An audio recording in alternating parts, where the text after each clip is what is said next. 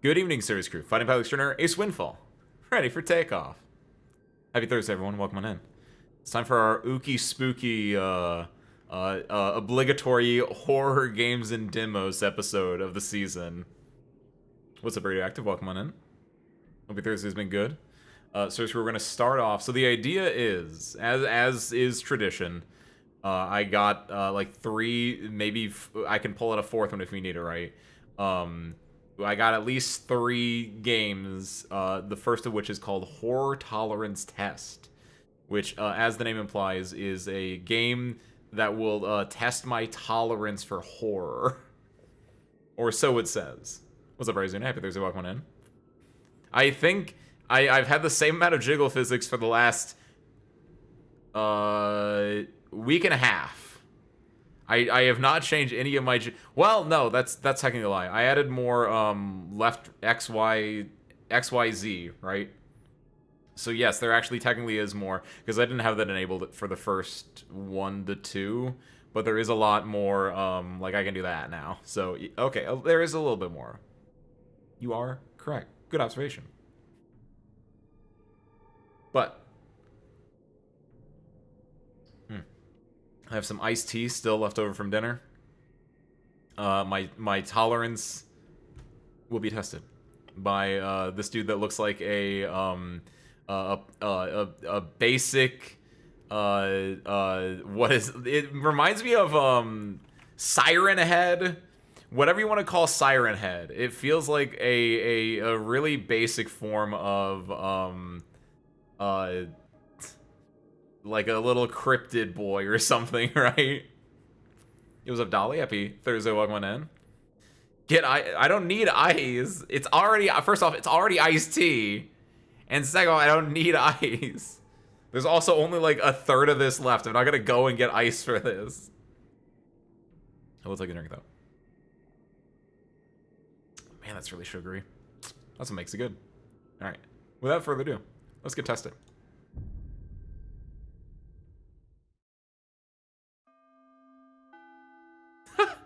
I don't know why it looks so much goofy. It looks like comically out of place a little bit. Get more drink, Amores. No, once I'm out of iced tea, I just have water, which is all I need. Sir? Okay, there we go. Well, I thought I was gonna like automatically do it. Welcome to the horror tolerance test. Oh no, my camera's on my way a little bit. Hold on, does that work? Hopefully, we'll see. I am Tellus, test venue supervisor. Oh, Tellus like a telephone. I get it. Oh, look, you can see the reflection of the thing. You are tasked with observing and recording the fear you feel.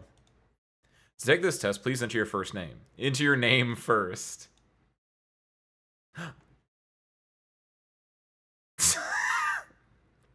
Reset, hold on. Do I do my signature? What do you mean? As soon as it goes out, it stops doing it? Hold on. Or like Ace. I feel like a child doing it this way. Hold on. We do like this.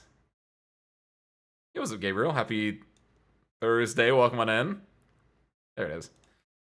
Don't worry, Gabriel. I just need to write my name. Ace. Wind. Oh, that looks weird. Oh, dang, I can't just control Z. Hold on. Hold on, I got this. Ace. There we go. Wind. Hold on, I have an idea. Wait. Ace. Wind. I'm just gonna do up like that. Fall.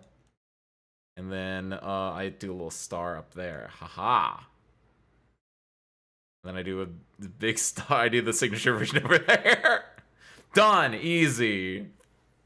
Twitch glitched for me a couple days ago, and I had to just clear my history to fix it. Just not clear my history resets the watch streak. Wait, hold on. So I don't think it does, Dolly. I turned off the watch streak thing. I figure that you guys still get your points for it. I don't think it would clear out the watch streak itself. At least I didn't think it would. But I did turn off the thing where you guys can like notify it because I don't know why. I can't explain it, but I don't think it's good. I don't think it's healthy. It feels like it's I can't explain it. I just don't like the concept of it in a way. If you guys if majority wants it back, we can bring it back, but I turned it off because I was like, I don't know if I like the idea of it. So turbo tired. Go snuggle under your blankets. It's getting colder, at least here in the States it is. It's probably about the same. Does it hold on. Brazil is, depending on where you are in Brazil, I don't even know if you guys like get traditional seasons, right? Yeah, if it's getting colder there, go snuggle up under some blankets, which it probably won't help. But go get some rest. Then you add a little plane to the end. You're right. Hold on. I can't draw a plane. Hold on. I was gonna say, yeah, if I draw a plane, we're screwed. I'd have to reset this 17 times. It's getting hotter. What's the opposite of like wrapping yourself under a blanket? What do you do? What do you guys do in summer when you need to get cozy? Go wrap yourself up in some ice. Go get that ice that the Ryzunian Radioactive were trying to like get me to get, and just like drench it on yourself. You keep being a stalker to get more points.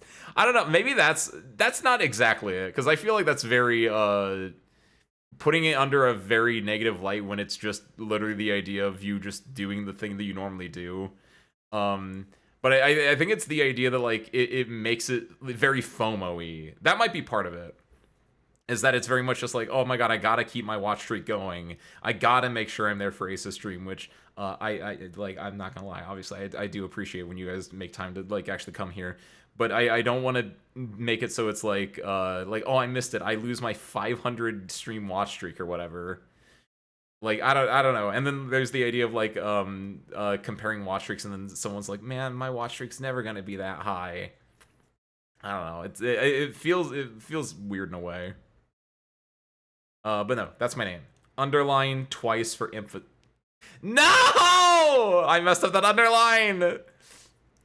It's fine. It's fine. We're taking this one.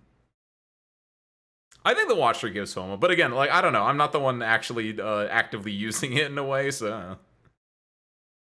Wouldn't be a good idea to add a plane next to the two L's at the end of your name.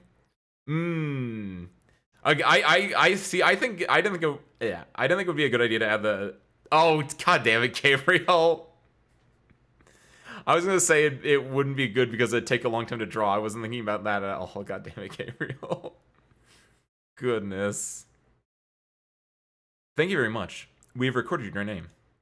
Now, let me explain about this test. Yeah, pay attention, Sorcerer. We're doing a test right now. This test measures your tolerance for fear.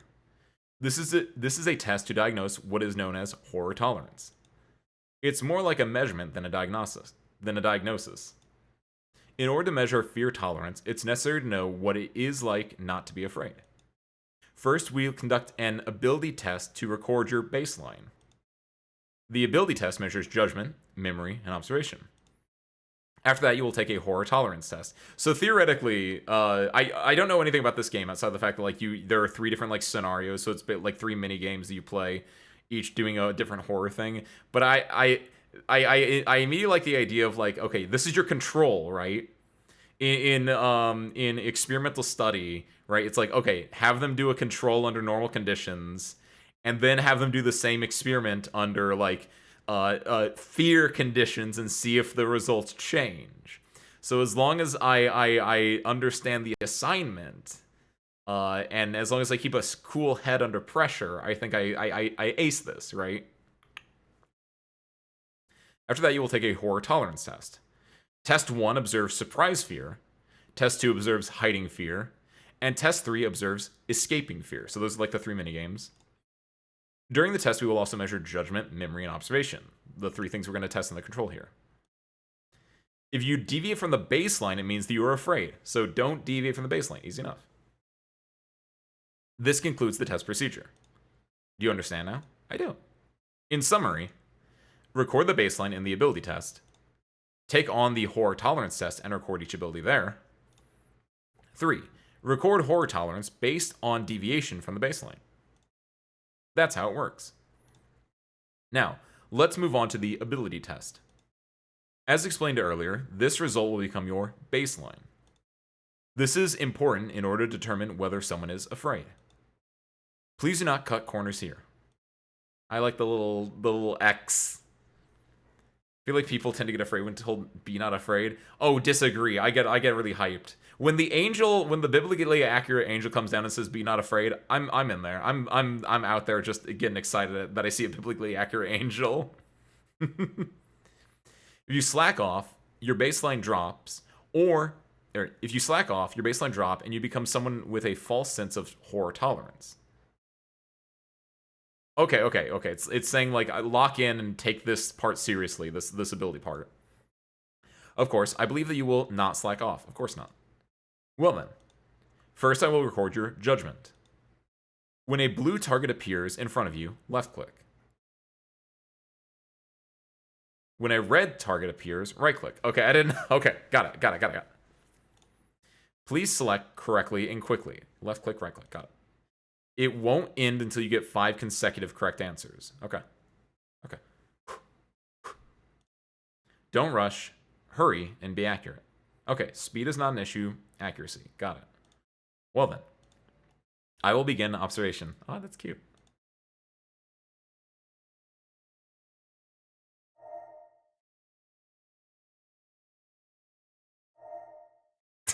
Oh, what if they jump scare me?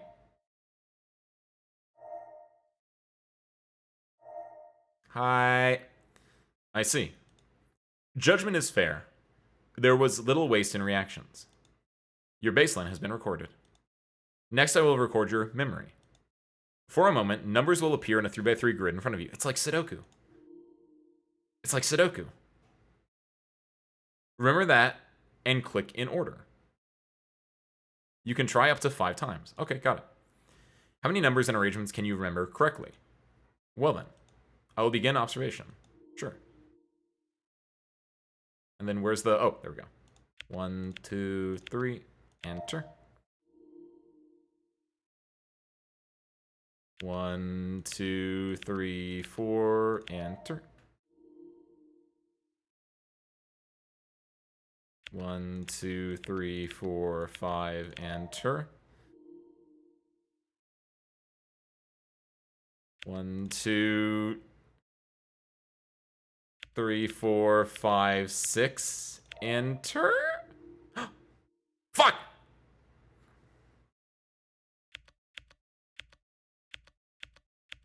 I think that's right. Ah! I see. Memory was fair. It was not perfect, but there were no problems. Your baseline has been recorded. That was so fast. Finally, I will record your observational. There are 5 donuts hidden in this classroom. Wait, what? Find it and retrieve it quickly. Okay. Use WASD to move and left click to collect items. The time limit is 1 minute. Look around carefully and don't miss anything. Well then, I'll begin observation. Okay. Donut. It's like Sledner. It's like a donut, right? I imagine it's like a real ass donut. 1. Can you run? No. Okay. It's a donut. Like, how hard is it to like miss a donut? 5 of these bad boys. Okay, that's 2. Was there one in there? Boss, you hiding one back here? Yeah, you are. Where? Is there really not one over here? That feels insane to me that there wouldn't be one there. No. Also, the mouse sensitivity is really low. I need to change that, but I'm gonna do that afterwards. No. Ah! Got it. Okay. I at least got 80%. All right. Where's the 5th one? What the hell? I see. Observation skills were fair. Took a little bit of time, but within acceptable limits. Your baseline has been recorded. Well, with this, we have recorded all the standard values for judgment, memory, and observation. How your standards are being undermined by fear. I'm looking forward to future observations. Hold on, can I... Yes, camera sensitivity. Triple that. A little lower. I like 5. That's better. Well then, let's move on to test 1. Take a look at me. Okay. Oh my god, his head is so much different than I thought. I thought it was like a camera. I didn't realize he was a telescope. Hey, boss. Oh, that's cool. It's weird. Oh, cool. Hey, boss. God. That's a neat... I kind of like... That's a really neat design. There we go. Test 1 observes surprise fear. Explore the house and find the ghosts. Ghosts appear and disappear immediately. Okay. When you find one, right-click to throw salt and exterminate it. Okay, got it. We're playing, what, Phasmophobia? When you find one, right-click to throw salt and exterminate it. Done. Okay, sure. Hey, okay. Did I do it? If you are surprised and frightened, you can escape immediately. Once you find all 5 ghosts, you can exit from here. And explore and collect 2 types of donuts. Oh, there's a donut right there. There are 5 donuts and 3 glowing donuts. That's... What? Normal donuts can be collected by touching or left-clicking on them. Okay. So that's... Okay, that's a basic one. The glowing donuts cannot be easily retrieved and are kept under strict security behind a glowing door. What the fuck? Password will be displayed on the illuminated door for a moment, so be sure to remember it. Okay, okay, I see. This is gonna... We have to lock in for this, chat. We have to lock in for this.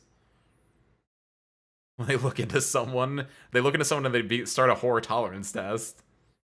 Having game dev classes, and me and a group decide to make a Vampire Survivor-like. Nice, nice, nice. You control the gun and get cards to change the rules of the game. It's very early stage, and we're thinking about mechanics. Just feel like it's a nice place to share. That's awesome, Gabriel. Hell yeah. I'll say that sounds very like that sounds like a very classic, very safe like way to like start things out and like get your footing for it, right? And the idea of like getting good and bad cards, that's very like classic roguelike-y element as well. I like it. I like it. Hell yeah.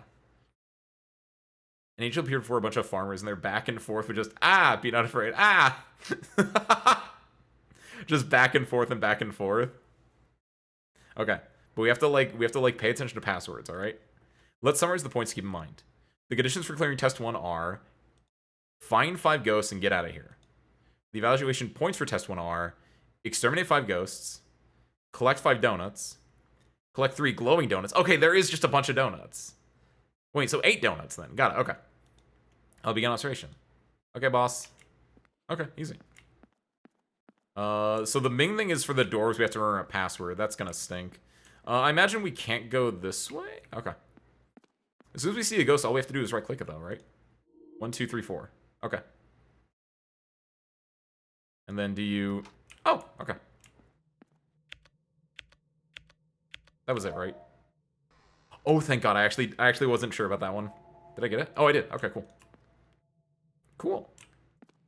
Oh, it is dark though. Ooh. Actually, I really like the look of this. Hello. I like the lighting of this. It feels very I don't know if these are original assets or if they're like I don't want to say like asset flip assets because that implies like asset flip should not inherently, like the term asset flip is conceived negatively, but just using like free pre-built assets I don't think should be negative, right? So I wonder if this is like, I assume this is probably like prefabbed assets, but it's really nice. I haven't seen these ones before. I guess I haven't like gone down rabbit holes with those things in a hot second. So maybe these are like newer ones, but I remember playing like itch.io games last year, and I used to do it a lot more often back in the day, and it was just like they were a lot more. They were a lot more. They didn't look as good, right? Homer's. They are the Simpson donuts. The pink ones especially are just straight up the Simpsons donuts, right? I feel like the jump scare aspect of this would probably be more effective if it had like more sound going with it. 1, 2, 3, 4. Got it. Also, an important thing that they might do at one point is Like, what they should do is have the like the number pad and then have the jump scare between the number pad and me getting the donut to see if I can remember it. Like, because obviously the numbers are in my like immediate frontal memory. And then if I get jump scared, like the idea is like, will I still remember my immediate frontal memory? Or will I like replace that with something else? We only got 2 ghosts. Wow. Kind of like it though. I just like. I've mentioned this before. I just like games where you can just like walk around and do stuff. It's just a classic vibe for me. Just like, yeah, it's spooky. I'm walking around in first person. I can't explain why it is, but it just feels like, yeah, this is my vibe.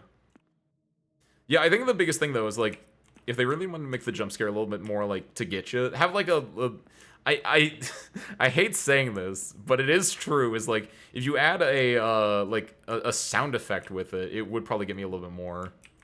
And I know there are sounds because I can hear myself clopping along right now.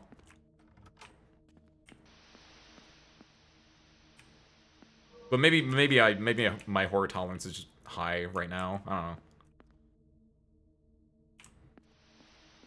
Oh, I do like that. Hey, there you go. See, that was decent. That had a little bit of like a build up to the bit. 1, 2, 3, 4. Got it. Hey, they did it. Okay. 1, 2, 3, 4.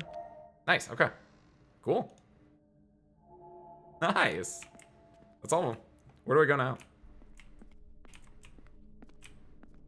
Cool. I'm really glad that I was able to do that without forgetting what the bits were.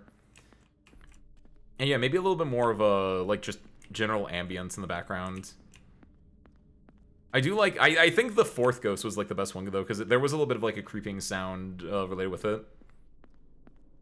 Maybe they put random numbers so you forget what the numbers you were looking for. Maybe it builds up too, right?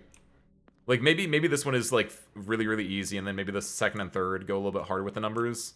Maybe potentially. I think the idea is it is supposed to be very quick and like in your short term though. Different ideas, different genres and themes, but in the end, rarely hit that we only have 2 months to develop a game. That is true. Like a lot of the reason you see certain types of games in like classes or in like game jams, right? Is because like they are like really easy to make and build. You don't want to recreate the wheel when you're like doing something for class. You want to like take something that's like that everyone kind of like knows, that everyone is already on the same page about, and like just make the product in the first place, right? I do like that.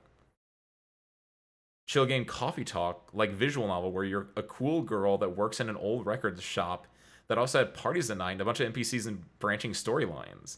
Oh, that'd be cool. That's very much that gives me Valhalla vibes. Do you know, have you ever played Valhalla, Gabriel?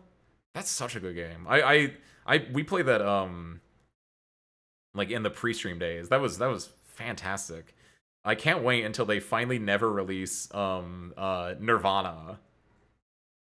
I mean, I have a few I guess Valhalla likes, like you run a bar or you run like a little coffee shop esque games in my Steam wishlist right now. I think one of them is like, it's like one with Kimono Mimi. It's like one where it's like, oh, you run like a coffee shop and like all these Kimono Mimi will come in and like talk about their day. But then like all the reviews for it were like, I was expecting a cozy game and everyone in here is talking about like how they're surviving post-apocalyptic or something. And I was like, what? Like I don't know if that's a good thing or a bad thing. And it was just very much just like a what? Do I like this? I might like this even more now. It's like something where I'd want to like dig a little deeper, but it sounds like it has this veneer, this idea of being cozy, but then like everyone's just like, yeah, being a cat person's kind of messed up actually. It's like, okay, hold on. Let me see if I can find the name. It was like I don't know enough about it, and I think it might be originally in Japanese, so I think it got translated, and I don't know if the translation's super great. Was the other like the one of the concerns, I guess. But like I like the concept, and it's something that I want someone to like look a little bit more into for me. Kimono Tea Time is what it's called. Relax in the world of Kimono Tea Time, where animal ears are a normal part of everyday life. Here, Melodious, you can whip up whatever blends of tea you desire in your favorite cafe. as you play through an adorable story. Come now and live out the bestest and cutest life down to the last drop. But then, like, I want to go to the first review. Realistically, this is a mixed review. The concept and execution is fine, but it leaves a bit to be desired. The problem is the game is put together, written like a game that was made with a shoestring budget. Okay. Oh, also it's like very ASMR-y, which I think I'd be fine with. But like, some people may or may not like that. But no, a lot of the reviews that I'm looking are like in Japanese. There it is. There's the one I was looking for. Warning, this isn't a casual, relaxing simulation game. Don't buy it if you're looking to play a sim. If you want to read a cute Kimono visual novel, then enjoy your tears. So, like, dark cozy? Like, is that what I'm looking for right there?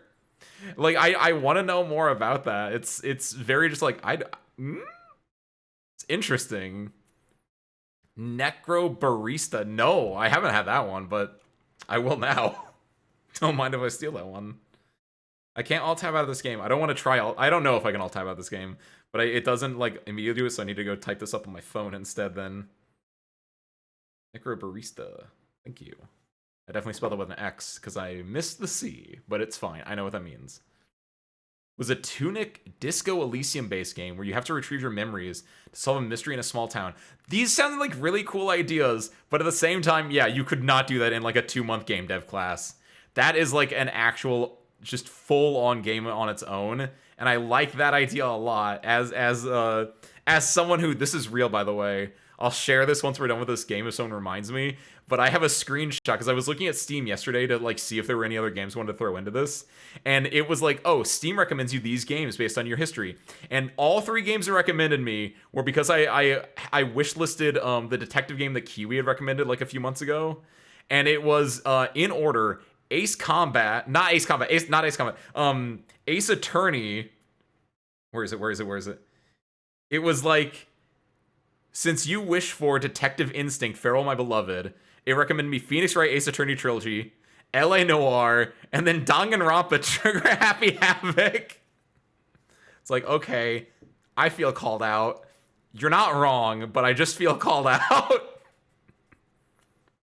I feel that could be a DLC to a coffee shop game. The horror aspect of it, or the one that I was talking about there, or something else radioactive. Both the ideas would be story heavy, not very practical. We decided to go for cheap fun with Math Go Burr vibes. Always just go for, it's for school, it's for class. If you want to go above and beyond, you can, but honestly, for class, just get that thing right, is what it feels like. All right, I think we passed with flying colors for this one, by the way. How was it? Surprise fear. I feel like you could have been it is the fear caused by what is known as a jump scare. Jump scares cause reflexive surprise through sudden changes in sounds and visuals. That's the thing, though. It only did visuals for the most part. It didn't do sounds as much. And I think if it did sounds, I would have like reacted a little bit more. But since it was mostly just visuals, maybe I have to like turn my headphones up a little bit. But it sounds very like, it's very quiet. I don't know if you like, there's nothing playing right now to my understanding. This is a stimulus that appears to the survival instinct, increase heart rate, and causing stress. In other words, rather than scary, many people dislike being surprised. Some people consider it to be a superficial fear. It is to be different from real fear. I agree with that. There is something to be said, though, where it's the idea of like a jump scare should be like a release. There is a real bit where like jump scares do have their place, and it's at the end of like a long buildup of real fear, and then boom, you get hit with jump scare. Right? If you're just jump scaring just for the sake of jump scaring with nothing else behind it, then it feels very empty, and that's where you feel cheated. But if there's like a true build up into it, then the jump scare can be like the release of like tension. Let's move on to test 2. Where's that 5th donut, you think? 1, 2.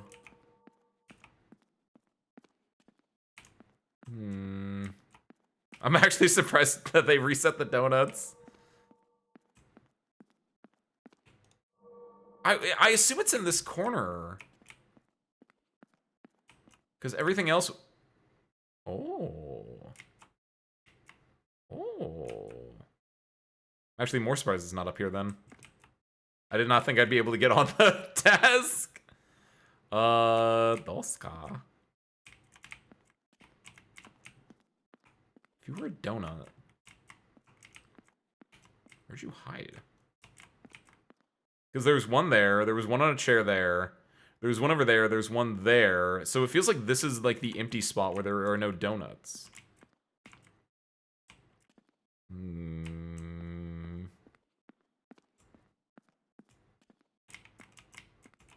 How do you even get up there? Hold on, wait, what? Oh, there we go. Wait, if you look up, you can go up. A little bit. Boss, where's your 5th donut at? Boss, how did I get in this room, actually? Wait, there's no door. I think real fear is when the concept makes me feel a bit uncomfortable whenever I think about it over the next week. So a fear that, like, stays with you. I don't think, at least for me, I don't think it needs to last with me that long, but at least it needs to last with me for a non-zero, a non-insignificant amount of time. And like it's a huge bonus. It's like a huge bonus if it is able to last for like hours or days or hey, there it is. Or beyond that. Okay, so in the future if we have to redo this, that's where the 5th donut is. Okay, let's get some real fear. Ooh, surgery. Test 2 observes hiding fear. Please escape from this facility while maintaining your sanity. Oh no, it's like amnesia. There are 2 types of life forms that will drive you mad. First, don't make eye contact with certain people. Oh, shoot. Watching it makes me feel less sane. The solution is to close your eyes by left-clicking. Solution, okay, yeah. Second, entities whose voices must not be heard. Oh, and right-clicking closes my ears. As you get closer, you hear voices and your sanity decreases. Yeah, and then solution is to cover your ears by right-clicking. Sure.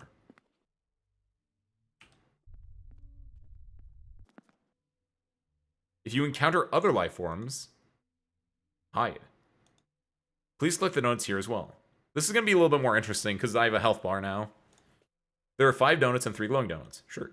Let's summarize the points to keep in mind. See, this also feels like much more of a game than the other one where it was just like, are you going to get jump scared? I'm actually interesting.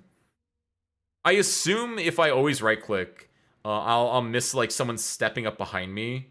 And I theoretically, because this is a test, right? I want to keep my sanity as high as possible. I don't want to like accidentally like run into someone and like start losing sanity because I didn't see them or something, I guess. Condition for clearing test 2 are escape from this facility, and then maintain a higher level of sanity. Yeah. Collect 5 donuts and 3 glowing donuts. Well then. Begin observation. Thanks, boss. Cool. It's gonna be a weirder one, I think. Look, stuck in the... Stuck in the corner there. I didn't even see what freaked out on me there. I guess theoretically, it doesn't sound like they can... Oh no, it said hiding. I don't know how to hide, though. Oh, there's the door. Also, it's really dark. Oh. Not bad. Will it go away? I don't think it will go away. Can I crouch? I could probably hide it in, like, objects is the thing.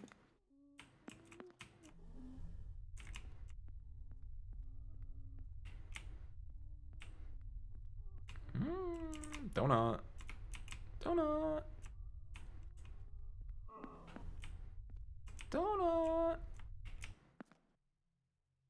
Where's that donut at? Hey, there it is. I knew there'd be donuts here. 1, 2, 3, 4. Got it.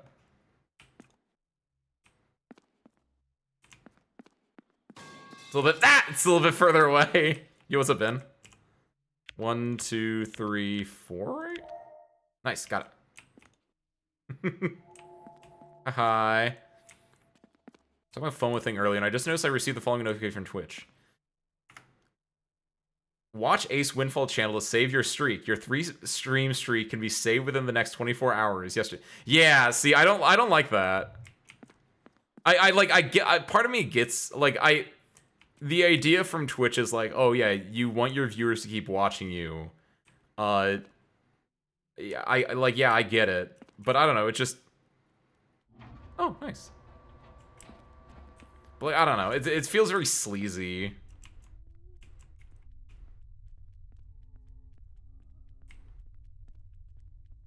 Just feels. Oh, yo. Oh, that guy's moving around now. I like his little. Yeah, I presume if I get like caught by that guy, and that's why I can't be like covering my ears all the time because he's very slappy. Oh, that like leaves.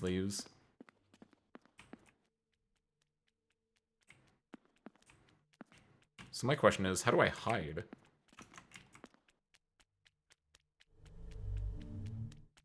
Will he like come after me?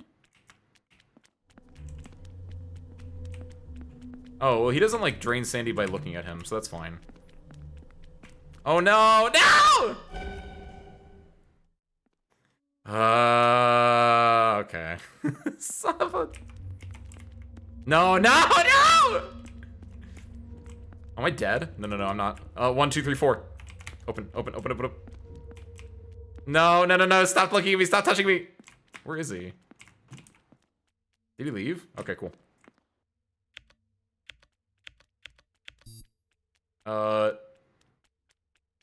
Reset. Do I just lose that one? Dang it! I was getting slappy. Can I like, oh no, you like, I'm failing this. It was the other way around. It was bottom right. I did this, but I think it was this. I think it was the same as last time. Yeah. I don't like slappy. I think this works much better as the as like the dude you have to watch out for. I don't know if there's like a great amount of like spots you can hide from him though is part of the issue with it, but where are their donuts? This is that's they are very Simpsons donutsy, yeah. Radioactive pointed that one out too. Don't watch any big streams, but I feel like watch streaks with even 100 viewers would start to get real obnoxious. That too! I didn't even think about that, right? Like, I'm one dude, and so it's like, okay, I get, like, someone saying they got a watch streak. It's like, yeah, that's fine, that's great. But yeah, like, if you had multiple people doing it, you just add it to the pile, I guess, right? You just add to the pile of, like, all the notifications you get. Which is probably why, which I don't know. I tried to look this up on, like, right before Streamlabs, like, the chat that I use is Streamlabs chat. And I tried looking up, because I'm always interested in, like, I want subscriber messages to pop up in chat up there, right? But, like, they don't. And, like, I always try to Google it, and I don't know if anyone else ever has asked this question. I feel like they have to have, but Google has never, like, given me an answer for this every time I try to look for it. So I don't know if I can. But I think the idea is that watch streaks, just like subscriber messages, don't show up in like chat things, but they instead go in like a different thing, so I guess it doesn't matter as much. But like, yeah, like if you're looking at like your activity feed, which is like showing you like, oh, when people redeem stuff, it will show up there. I guess you can turn that off. You can like filter your activity feed, so I guess you could just turn it off there. But yeah, it's very interesting as a idea. SpongeBob running. It's very wet, yeah. Ugh. Oh, this is such a cramped spot. Where are the other donuts at? It's too dark that I don't know what I'm, like, missing. I don't know where the doors are.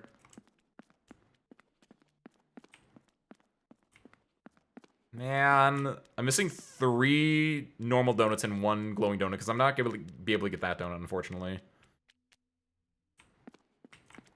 Man, I'm so upset with that still. I'm, like, missing a door. Do I have to go down, you think, actually? I assume that was the exit.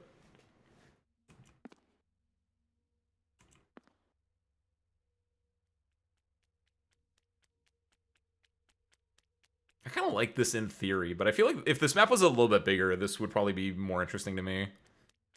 But the idea is it has to be, like, short, sweet, and to the point. So the tests don't, like, wear themselves out.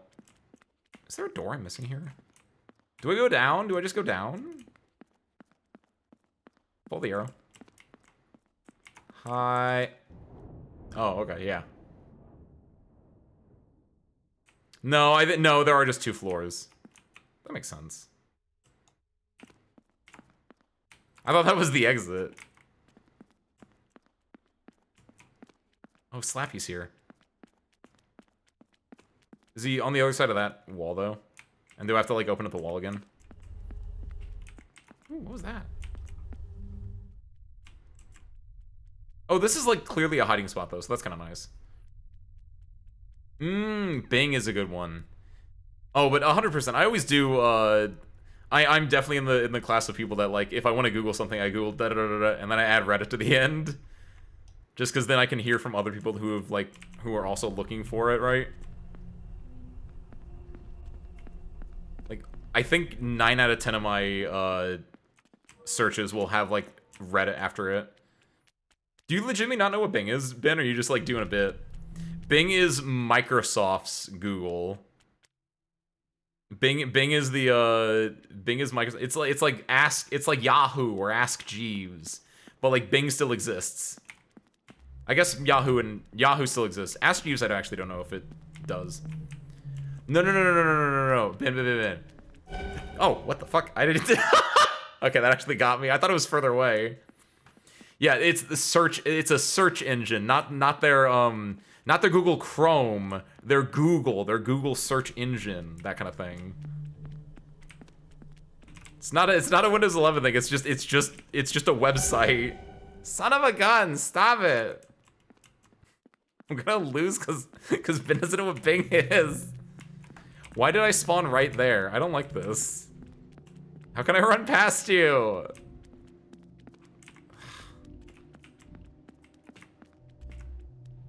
Oh, does this not go up? Oh, this is awkward. I think we're losing test 2. Just kidding. The AI can't look inside here.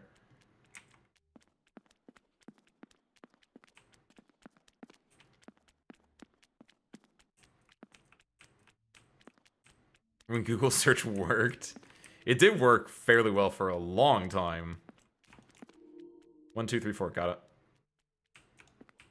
But then yeah, just over time, it just kind of slowly got a little worse, and like ads were always at the top, and then like just slow. It's like web rot in a way, right? Oh, nice.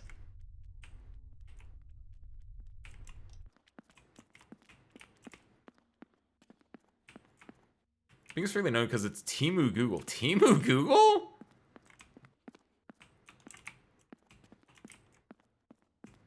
You mean that in like it's Google's knockoff, right?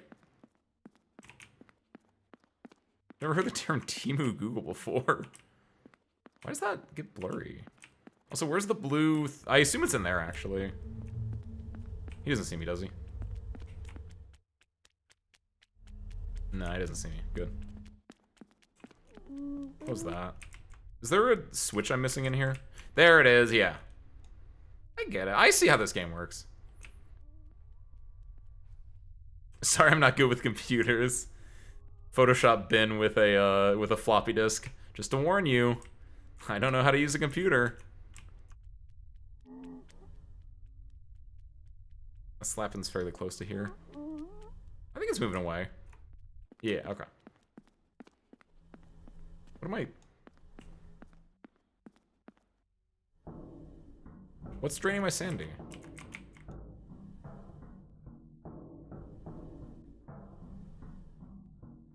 Oh, there we go. Then pop this. Then presumably I have to go... Oh, those are all eyes. Cool. Okay. Oh, no, I got... Is that the game doing that? Why am I going at... Oh my god, I need to get out of that area. I'm better now. What happened to that area? Why was that like that? That area killed my frame rate. Oh, I missed a donut.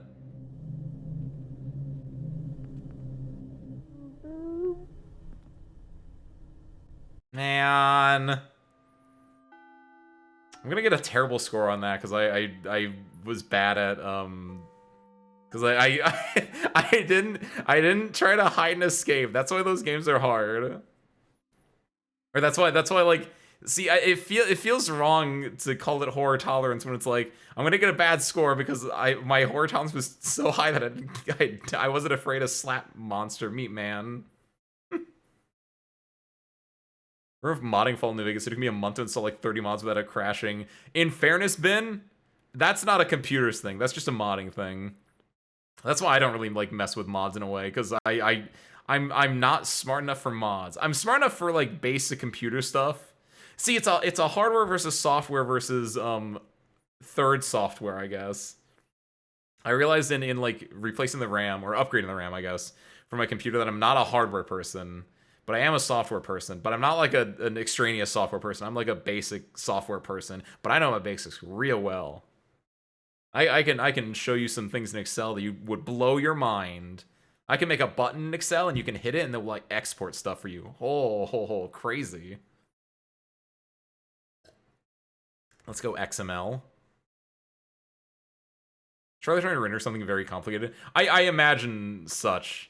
Which is weird because like that area did not look that complicated, but I wonder if it like had just so many effects going on that it was just like graphically intense or something like that.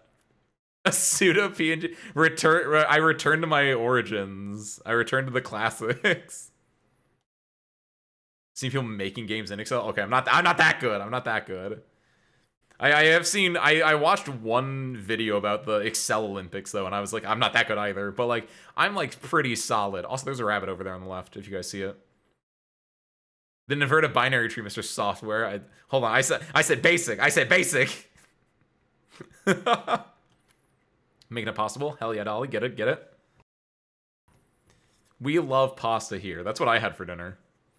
I had a nice little thing of spaghetti, made some garlic bread, had a little salad as well. Like, ooh, it was good. That's what this iced tea is from. How was it? It was fine. It was good. Hiding fear. This multiplies the fear caused by persistent anxiety and tension. The act of hiding is a defensive reaction to fear. If there were no place to hide, the only thing you can do against fear is run away. Next, we will allow you to follow only your instinct to run away. Now let's move on to test 3. Okay, we might replay this real quick just because I want to get a better score on this. But we'll see what my traditional score is first. Like this could be my practice exam. Made a couple weapons for a Terraria mod, then stopped because it just takes a while. I can imagine Terraria ones taking a little bit. I don't know what the modding tools for certain games look like. My modding thing that I've talked about before was I did a lot of it like Amnesia and a lot of like frictional games modding stuff before, and that was actually like once you got the basics of it, it was really easy to like do anything in there, which was part of the reason why in the early 2010s everyone was like playing Amnesia custom stories. That's like part of what made PewDiePie into the dude he is. Insane to me still that it was like the dude that was one of the 2 Amnesia custom story content creators became the biggest YouTuber ever like 5 to 6 years later. That blows my mind. I know you're a Midwesterner. Please tell me what's up with deep dish pizza. It looks so good, but it's so heavy. I don't think it looks that good, Gabriel. I would say it's definitely heavy. Deep dish. Hold on. You talking Chicago style or just normal deep dish pizza? I assume you're talking Chicago style deep dish pizza, and it's just like, that's a very much who you ask person. Yeah, you're talking Chicago style if there's too much cheese. That's just a lasagna. I'm not a Chicago style person. Like don't lump the entirety of the Midwest with that one. That's like I'm from the Midwest. I like a good New York slice. A New York slice of pizza. It's your classic. It's the basic one. You can't go wrong with it. Or thin crust. I like thin crust as well. You get the thin crust from Pizza Hut. That's good. You can't really eat the crust on a thin crust though because it's just a cracker and it's just like it's not that great. So it's like New York style like wins every single day of the week. But like I like a good thin crust every now and then. I had deep dish some time ago. It was so bad, so much cheese. I feel like if you replay the game, you would mess the memory part of this game. You mean like when you say mess the memory part, you mean like because I do feel like I know this one from before. I know it would completely. I presume they like make new memory things, but please oh hey, look at this. Oh, cool. Oh, I'm fast now. Cool. Do you think the donuts are in the same spots? They are not. Okay. Cool. It's like, hey, you know what to do. Do it. Yo, Nicholas the Fourth. Looking hot, dude. Yeah! Oh my god, I love that! That's so good! Hey, there it is. Keeping an eye out for the donuts is gonna be the hard part, though. That's me right now. I do like how fast you get to go, though. Donuts, donuts, donuts, donuts, donuts, donuts. Donuts, donuts. Donuts, donuts, make me go nuts. Ah! Oh, that's cool, actually! Hold on, wait, did I turn into a PNG for a second there? Or was that only when the effects were going? I have to recollect the donuts that I didn't get from before. No, I still have the 2 donuts, good. Oh, I definitely took the slow path there.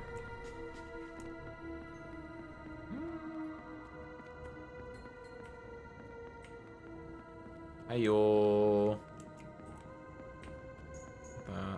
Donuts, donuts. See, this is hard because I'm gonna like lose time for donuts. 1, 2, 3, 4, got it.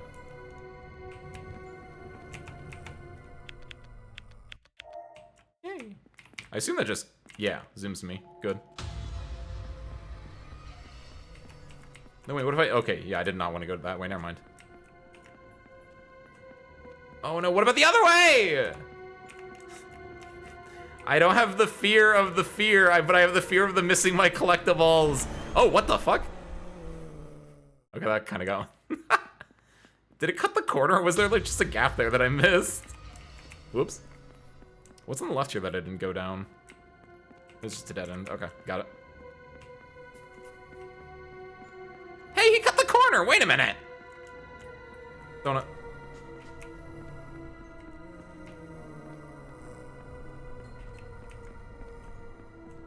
Presumably there are going to be 3 of these chase sequences, each one ending in a different sprinkle donut. Also, this totally went down a different path.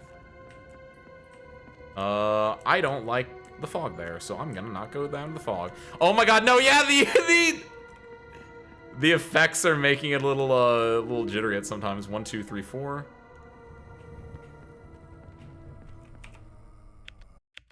think it's that way? Yeah, nice, cool. This way? Hi, Japan. We need 1 more donut, and we just need to complete this area to get the last pink donut. Oh, that stinks. Oh, the worst part's gonna be like, you're actually bad at hiding fear. Oh, man. Oh, this dude's gonna get my ass. Donut. I hear his seductive moans in my ear right now. 1, 2, 3, 4.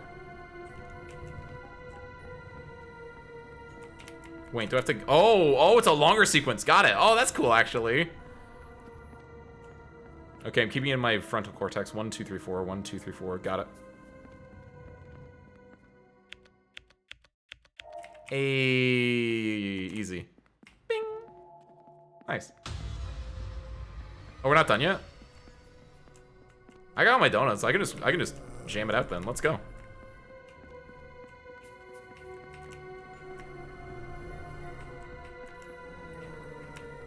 Now that I don't have to fear the missing my donuts, I can just like game. This is awesome. Cool. Oh, yo! Got it. Never mind. There you go. That was a good one. I feel like I should get a high score there. Oh my god.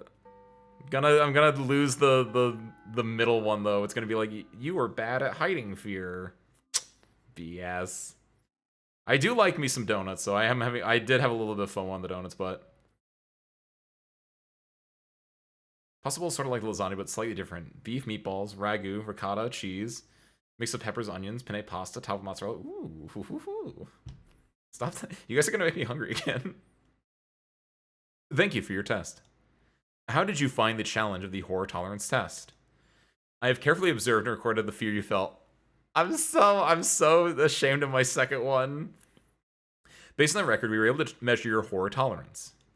Now I will give you the measurement results. Diagnose. Take the horror tolerance test. Judgment, observation, memory, all circles. Look, test 1, 100%. Test 3, 97. Test 2, 60%? Man, what is this? Your horror tolerance was high. Odoroku, your horror tolerance test has the highest, or no. Test 1, jump horror. Odoroku horror has the highest resistance. Observation remained calm even though he was frightened. I do feel like, again, if they had like the jumping, this might have been impacted a little bit more. But like, yeah, this was pretty good. Man, what got my? It's a lot. I just got judgment. Oh, I assume this was the one related to the how much sand you had at the end. I needed more guts. All those 1-star gut sparks did nothing for me. Hi. Do that. I don't know what this does. This is normally the share button, but I don't know what will pop up, so I'm just gonna F12 that bad boy. A chef's kiss ace emote. We do need more emotes. I don't know. I think chef kiss is a little specific, but that could work. I think it's better than the ace stare was a funny one from the highest because I feel like the Lapland one already fits that one. The nerd one, I feel like the chef's kiss might be better than the nerd one. I don't know if the nerd one. I feel like the nerd one is actually kind of really funny. But at the same time, I feel like I'm trying to think of what gets good use as well. And I think the chef's kiss one would theoretically get more use than the nerd one, but I actually don't know. We have like what 3 to 4 slots though, so we're open. Wasn't even caramelized chicken. I would eat pasta for lunch. Going full Italian day with the pasta and the pizzas. That concludes the horror tolerance test. This is just a side note, but I myself have doubts about the accuracy of this test. Certainly, compared to the state of not being afraid, is their ability deteriorating? It seems correct to look at that and see horror tolerance. But is fear the only reason why ability breaks down?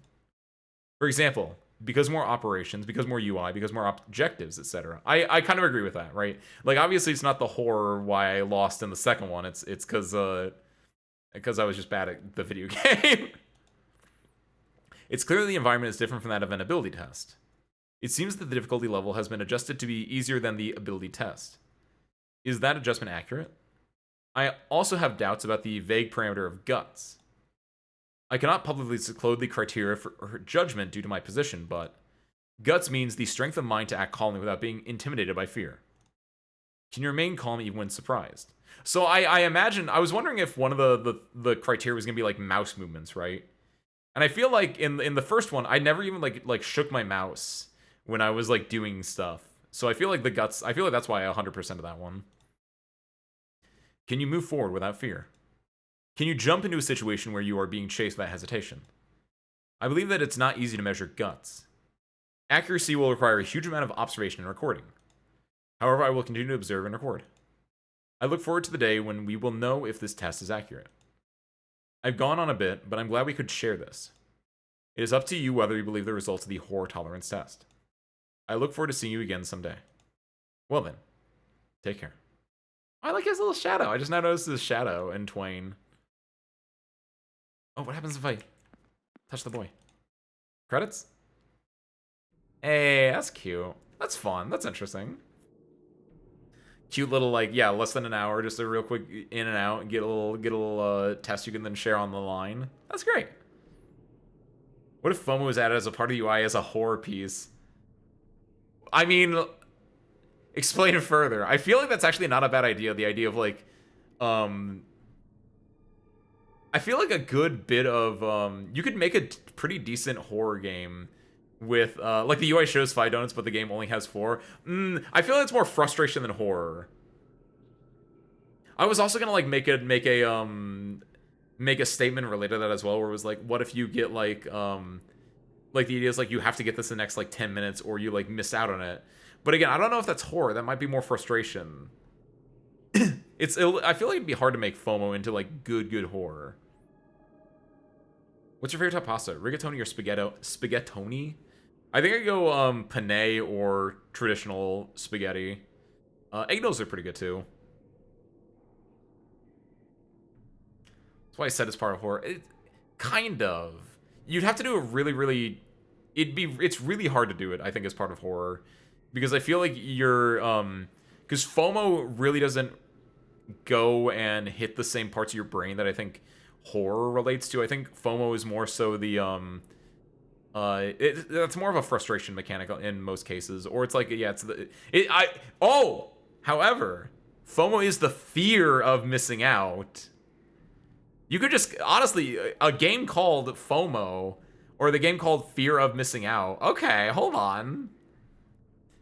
I'm trying to think about this idea in my head right now, but all I'm thinking of, honestly, is a game called Fear of Missing Out, and it's like a sad game where the end of it is like you like have a best friend and they're like dying of cancer, and like the fear of missing out is the fear of missing out on your good times with them, and that's not a horror game. That's just a sad game.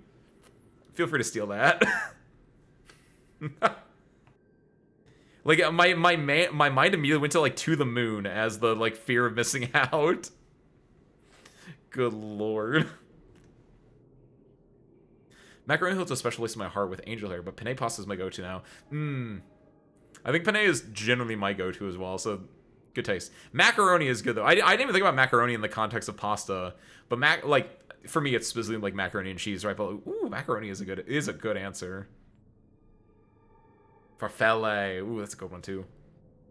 Maybe I'm a demo with no release date as part of FOMO, but if it has no release date, that's not FOMO. That's the opposite. That's like whatever fear edging involves. I don't even know if that's the correct terminology there. Okay, that aside though, Service Crew, let's congratulations. Game 1 down. We got what was our overall score? Was there an overall score? We had 197 and a 60, right? So 100 plus 97 plus 60 divided by 3 is 85.6. That's a B, baby. That's a solid B. I will take that.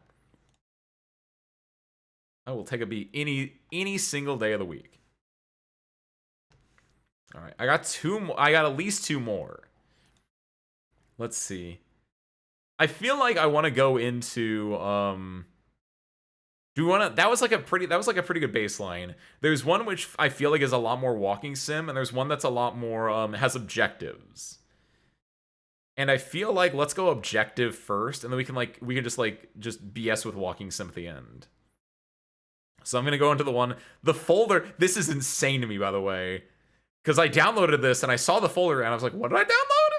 The folder is BL_1.0.1, and I saw this. I was like, what did I download? And the BL stands for Broken Leash. Like, I had whiplash when I was looking at this folder, and I was like, what was this? And I was like, oh yeah, it's called Broken Leash. Broken Leash Night Shift. It's a pet store horror game. DirectX 12 is not supported in your system. Try running without the DX12 or the D3D12 command line argument. What? We might not be able to play this. Hold on. Can I just do that? Try running without the D12 or the D12 without them. Properties. Compatibility. Hold on. DirectX 12 is not supported on your system. Do I just have to download DirectX 12? Hold on. This is why I have the HIO URLs for access for me here. Hold on a second.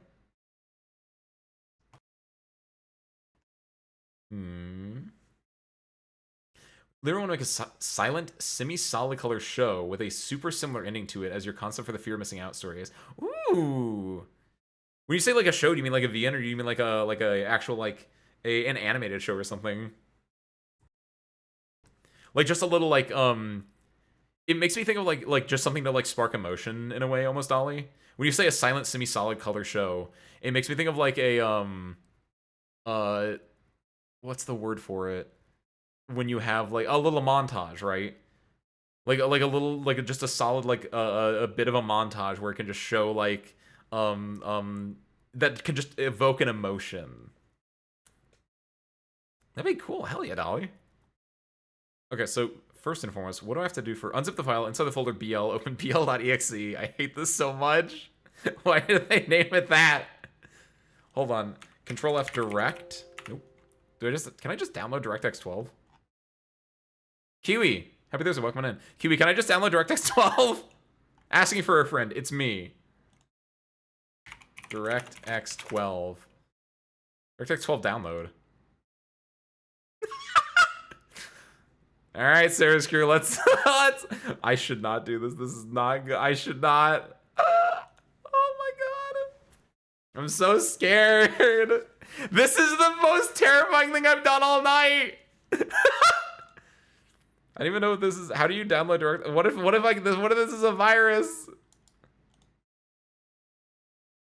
How could? Hold on.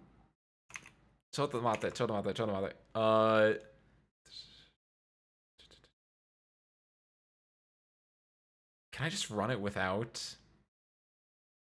This is from 4 hours ago. Oh, hold on. Wait, what? I didn't realize like I downloaded a game that came out 4 hours ago. Or I guess the update came out 4 hours ago. Let's get your live. I feel like that makes it more terrifying is the point though. You know those black and white cartoons? Something like that, except you use actual colors. Like Steamboat Willie, except instead of black and white, it's like green and white or like purple and white. Are you not acquiring your stuff by legal means? No, I am. It's from itch.io. They're all free. Or at least the ones that I got were free. Hold on. I'm going to launch BLEXE. Try running without the DX12 or D3D12 command line argument. What do you mean by that? DirectX 12 is not supported on your system. There we go. The error means your system is likely outdated or your graphics hardware doesn't meet the game's requirements. What do you mean? That doesn't work. Try forcing the game to run on DirectX 11 by changing the launch options to DX11. Okay, how do I change launch options? Right click, properties,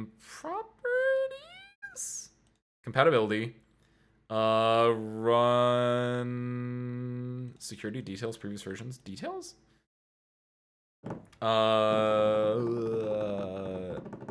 EXE launch options, how?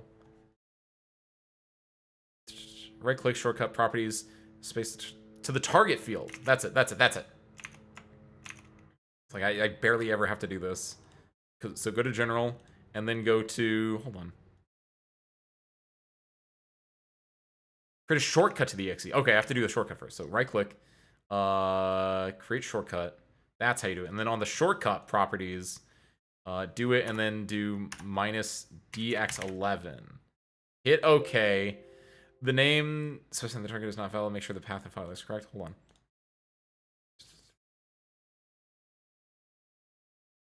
Enter the field. Move your cursor to the end of the press the spacebar. Oh, I have to put a spacebar there. That's why. Unable to launch with RHI DirectX 11 since the project is not configured to support it. Okay, so that doesn't work. I don't think this. Sorry, I don't think we're getting to BL today. Do I just download it from Microsoft?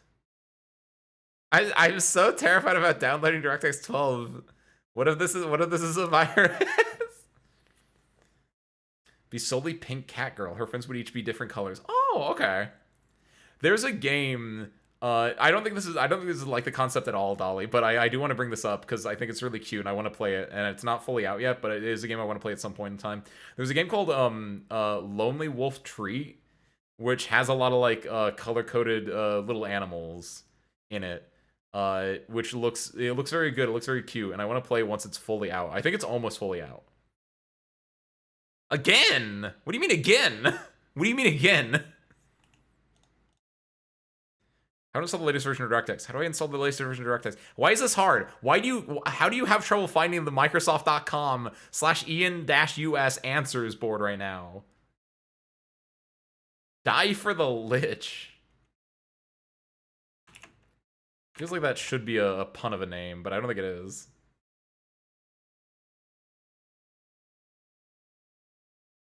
Well, pink, white, and black are the only colors on the cat girl. Each reference has similar color scheme of insert color here, white and black. Like they all have just their one little accent color in addition to everything else. I get it. Fear of downloading stuff as part of the horse. It's true, actually. What is DirectX? Check which version of DirectX is installed. How to install or update DirectX on Windows 10 or 11. From start, type dxdiag. Okay. Tap and, okay, we're dxdiagging. Do you want to check if your drivers are digitally signed? To check your drivers, Windows might connect to the internet, but doesn't send personal information about your computer. So I'm actually terrified. I'm actually really terrified about this. Because this is related to the hardware issues. This is the most. Yes. Oh, hey, look at that. This tool reports the deal of inventory DirectX components. Okay. DirectX version, DirectX 12. Wait, what? There's a little green bar. It's diagging right now. It's diagnosing. What do you mean am I doing it? I'm not doing a bit. I am currently running the DirectX diagnostic tool so I can play Broken Leash, this pet shop horror game. Man. I'm gonna there. See how look at my eyes. Look at my eyes. Look how serious I am right now.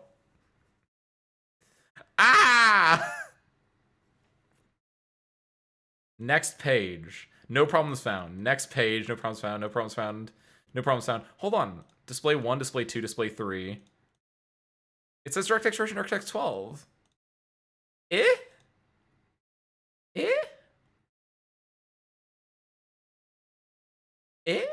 Exit. Hold on. I'm gonna run BL again. It's gonna be a DirectX download button. DirectX 12 is not supported in your system. What do you mean it's not supported on my system? What do you mean? It clearly is. Not supported on your system, but I clearly have DX12 Reddit. This is literally what we were talking about. I'm on Windows 10, yes. Try running that DX command line argument. I'm trying to play Marvel Rivals. Music system doesn't support DirectX 12, so the game is saying modify the launcher to add the DX. Add the hold on. I might be stupid. I might be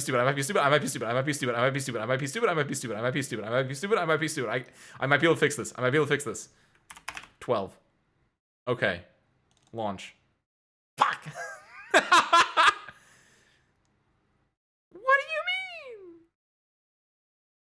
Use display driver. No, not the DDU. I already ran that. I ran that last week. Oh my god. What do you mean? I literally updated my display driver, which I haven't updated in like a year, last week. And like, what do you mean?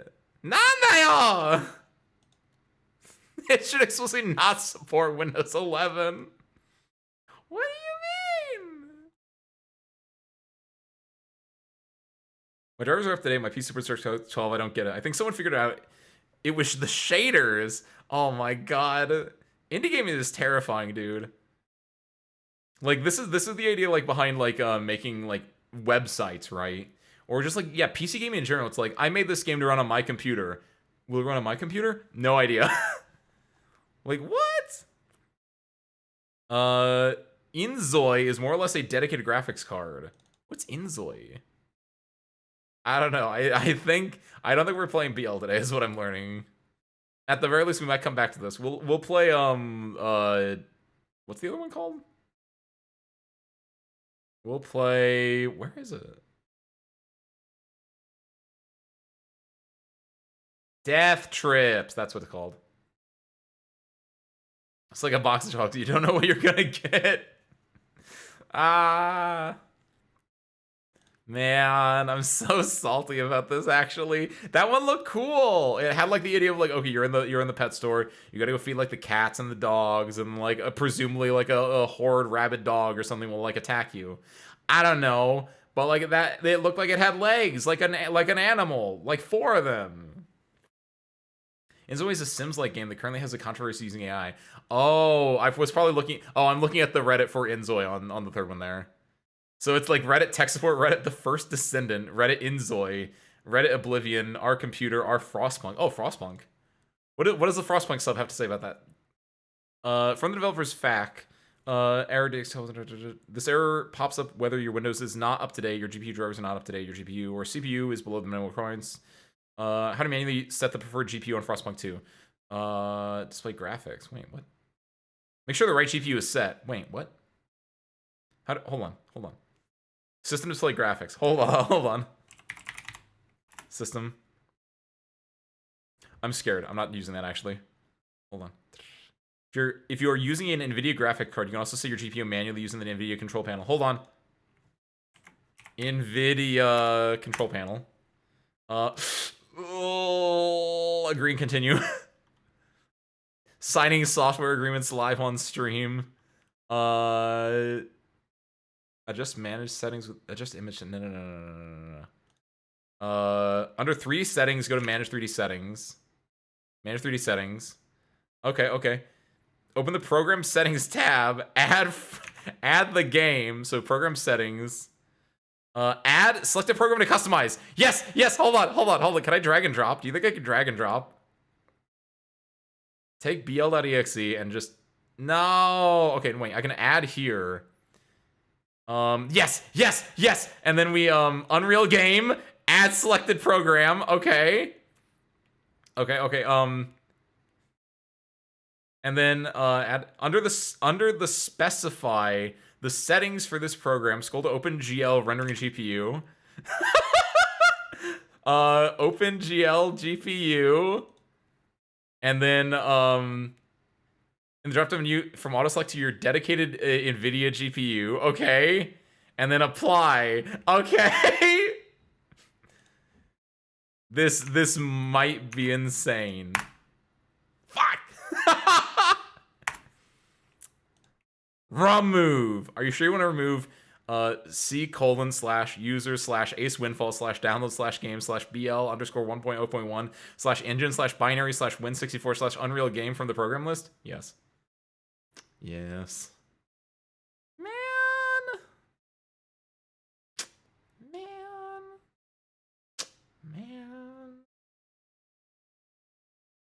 The English translation of the Arknights lore book is now available. Ooh, hell yeah, nice. Man. Only got to play BL today. Alright, we're doing Death Trips.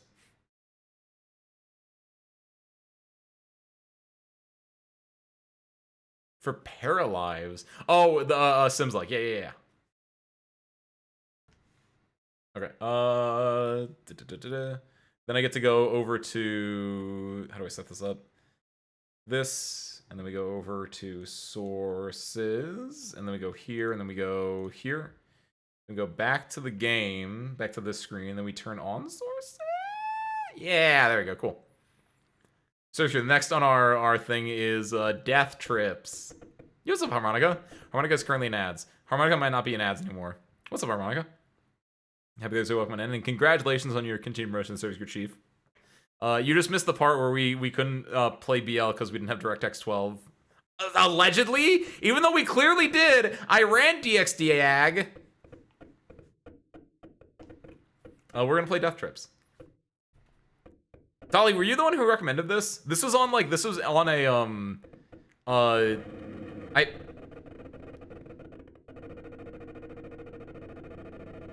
Ooh, it's gaming right now. I had this as like a tab of like itch.io horror games, and so this might be because you recommended this. Because I had a bunch of tabs from like whenever you guys recommended stuff like a while ago, so you might have actually be the reason that we're playing this right now. Let's game. October 31st, 2008. Inspector M. James is in a hunt for a serial killer called Lady Death. The last victim of this dreadful criminal was found in this cheap hotel where Lady James is currently investigating.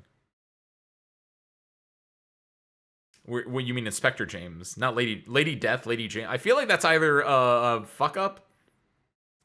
Oh, James is a last name also, so I guess maybe I'm also a girl doing this. Unfortunately for the inspector, the murder is still there. Ooh. Let me into your machine. Oh, there's like I let go my key way sooner than that. There are ooh, you're taking steps in this game. This is walking sim territory right now. This is Cain and Abel.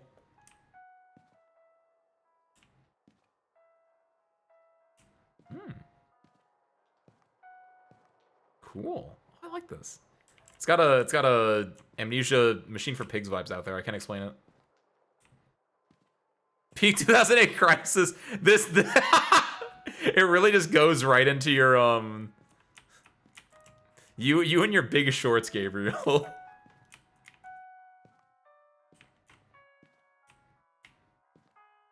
I don't want to turn on this. Or turn off this, I mean.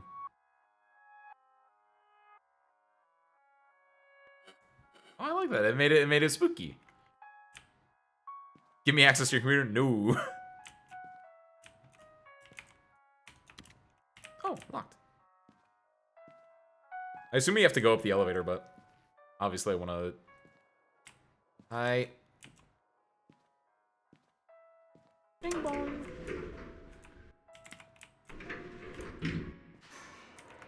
The clinical trial clinic. Just get... I don't think so at all. It just looks like a standard, whatchamacallit.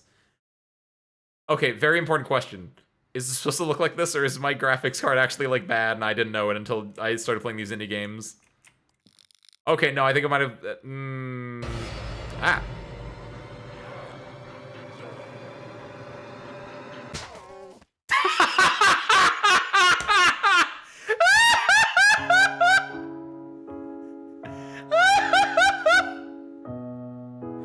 Wait, no, wait, no, that's not the game, right? That's not that.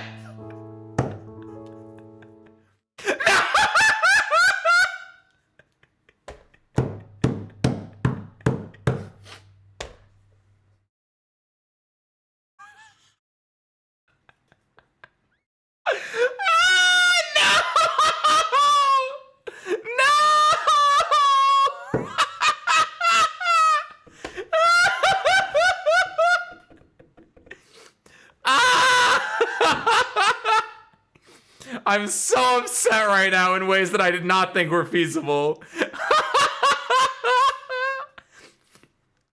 Oh my god. It's called Death Trips because he trips and dies. I hate that. I got so excited. I got so excited to play as a detective walking around in a hotel in a shitty indie horror game, but instead I got peak comedy, and I'm so upset, mostly because that was so short. But that made it so good. But now it's just like, that was shorter than me trying to download DirectX 12. I didn't even download DirectX 12. This one worked without DirectX 12. This is the DirectX 12 one. Oh, you missed. Okay, yeah, I don't worry, Harmonica. I could literally do it again. Don't worry. October 31st, 2008. Inspector M. James is in a hunt for a serial killer called Lady Death. The last victim of this dreadful crime was found in this cheap hotel, where Lady James is currently investigating. Unfortunately for the inspector, the murder is still there. Oh, cool. So yeah, we're in the hotel. The walking feels a little bit like weird because like you just like tap it and like it goes on for a little bit longer than you tap it, right? It's kind of got like, it's got like Cain and Abel vibes here because it's got a like it looks like brothers attacking each other, which might be like maybe the killer is like Maybe it's like a familial thing or a family thing, right? It's 2008, by the way, which is like the peak of the subprime mortgage housing collapse, right? It's really nice though. It's kind of like really good, and then I can. Ooh, it makes it a little spooky, a little scary there, huh? Okay, so that's locked, so we can't go there.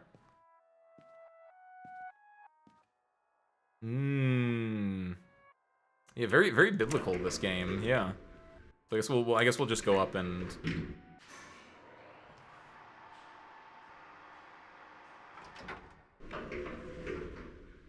See, I'm worried about this now because, like, do you think this because like I don't have DirectX 12? Like the lighting here looks a little bit goofy, so I don't really know like what's going on with this one, but.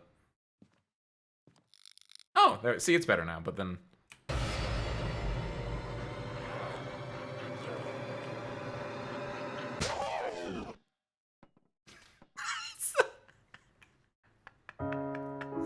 It's so stupid.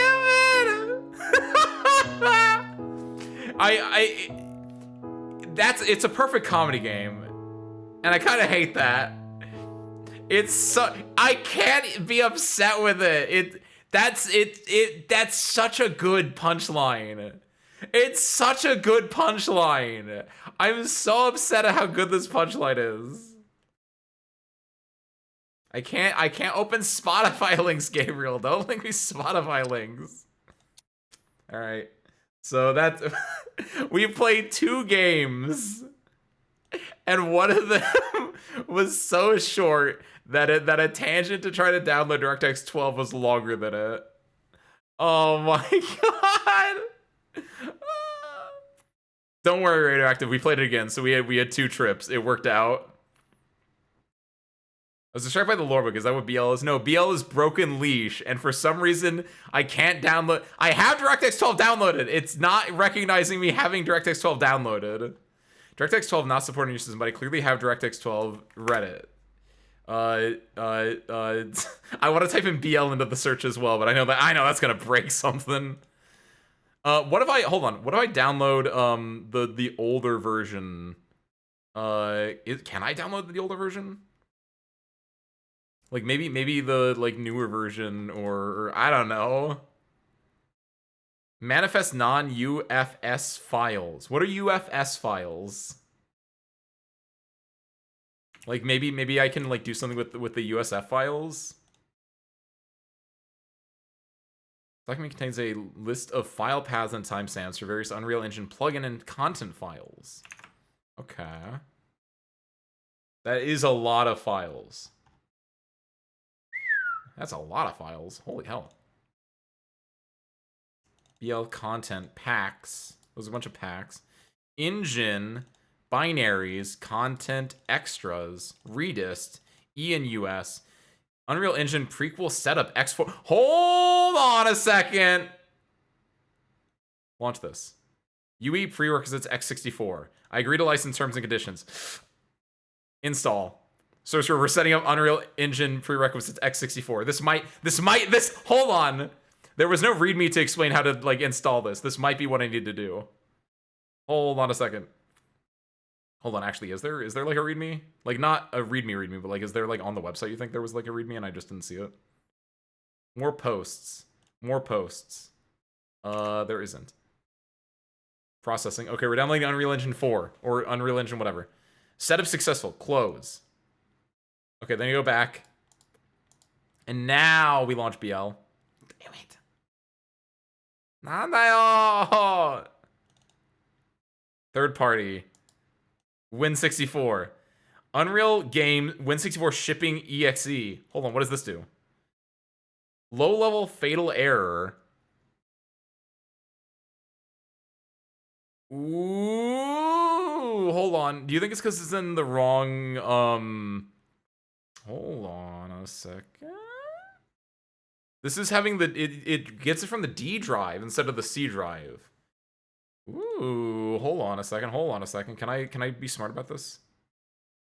Can I just like move this to the D drive, you think? You think it's that easy? Hold on. games. Go to here. Go to downloads. This. And then export this over to use this. Not add, don't add. Extract to my D drive.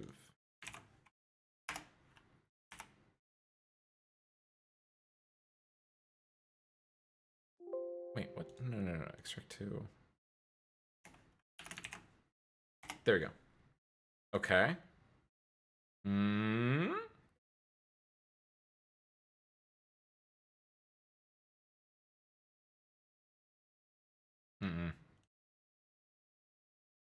What?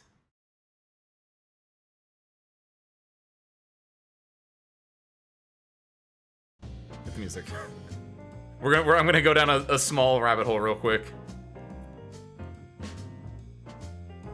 Live troubleshooting. More information. Did it 4 hours ago. Survival horror, PSX, psychological horror, retro survival horror. Click the download now to get access to the following files. Version 1.0.1, Broken Leash is out now. Very well done, creepy short horror. Thanks for sharing. Really enjoyed this game level of detail. Kitchen gun, honestly the bug wasn't intentional. Courage to the creators of any game. Thanks for the game. Wonderful short game. Game. Nice game, story. Nice game, nice story, nice optimization. There's a bunch of YouTube videos. Do you think like one of the YouTube videos has like a like here's how I installed and downloaded this? Install instruction. Unzip the file. Inside folder BL. Open BL.exe. Enjoy the game. That's all it says. How? Why is wrong?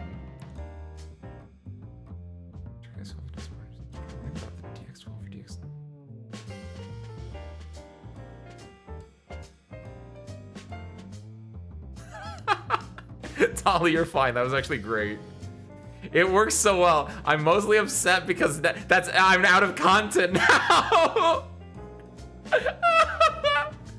It was a legitimately great recommendation. Do not feel sorry for that one. It just pulled the rug out from under me so hard that now I'm literally like floating in the air and just like I'm out of games. I'm like the PS5 right now. I have no games. Isn't DXDAG has the instructions on DX? Let's do DXDAG again. You're right. DX. Hold on. How did DXDiag? How did I DXDiag before? It's a command line tool. It's going to open the DirectX diagnostic tool. Hold on. Okay, do this again. But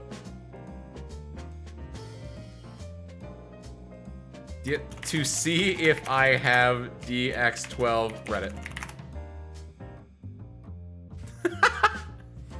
Honestly, I do have a backup. We could play I wanted to like save it for whenever the movie like was able to, when I could like watch the movie as well. We could just I could legit just buy and we could play Exit 8. That's a horror game is my understanding, so that would work. I think I have backups though. I think I have other backups that I hadn't played last year that I had. So we could also do like where is it? Downloads, games. I have like Bad Parenting. I don't know if that's a good one. I've seen like I've seen video. I haven't seen the videos themselves, but I've seen like video thumbnails for it. So I have like Bad Parenting. I have I have a lot of ones that aren't like that are like VN horror, which I feel like some of these might not work that well because I feel like they might be too long. I have like Dead Plate, Touch Starve, which I think that one might be a little bit more BL. I think that one's. I don't think it's BL actually. I think that's an Otome game technically, but that was like a horror Otome game. I have Do Not Take This Cat Home, but that's like 3 to 4 hours. It says. I have what is Elevator Hitch? We can play Elevator Hitch. I don't know what that is. Hold on, let me finish this up. See if you have DX and run the tool. On the system tab, look at DirectX version on the main page. It says DX12, you have it. For more detailed information, due to the page.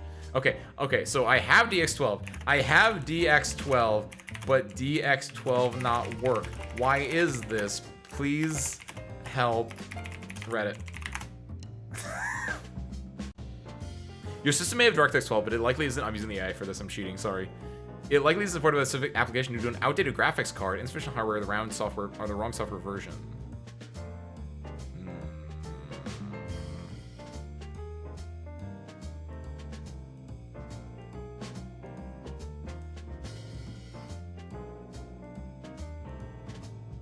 Bad parenting is good. If it's the bad parenting I'm thinking of, the dev is very bad. So the game good, dev bad. So play the game and don't think about it past that. We could do that one.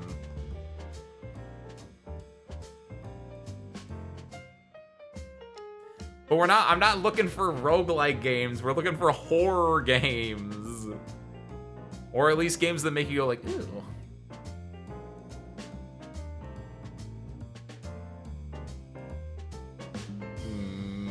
Exit.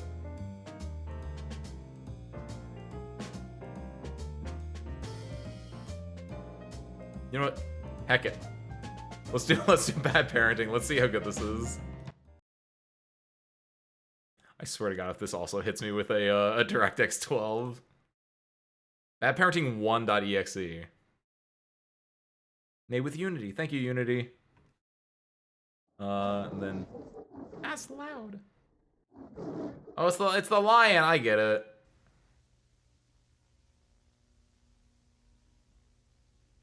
All right, we're back. After 45 years. Bad parenting. Number 1. Mr. Redface, 2002. I like how grunky this is. We already played that, Gabriel. Keep up. Language English, control WAS, sprint shift, interact E, left mouse button. Mouse sensitivity 1 and 2. What? That's weird. Alright, let's do it.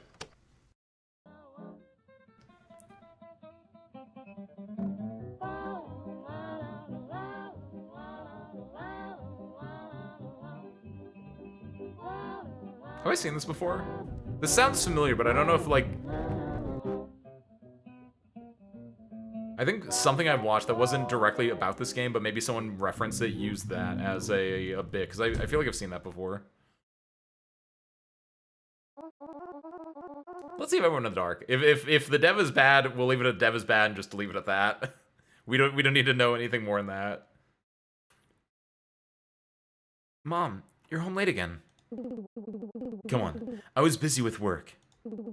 Can you have some sympathy for me? Ooh, wow, yeah. But today's my birthday. Oh. Of course, I know that. Then where's my gift? Ayah. Have you ever heard of Mr. Redface? On the birthday of good children, Mr. Redface secretly leaves gifts while they are asleep. Really? Of course. If you want to get your gift, you have to go to bed right away. I'm going to bed right now, Mom. You're fooling the kid again. How many times have you come home this late? I was working, and my shift ended late. Bullshit. You still think I'm an idiot, don't you? Hey, little shit. Get back to your room. Don't stand here eavesdropping on grown-up conversations. Okay. Hey, Dad. I love you. Mom, let me know if we need to leave. Ugh.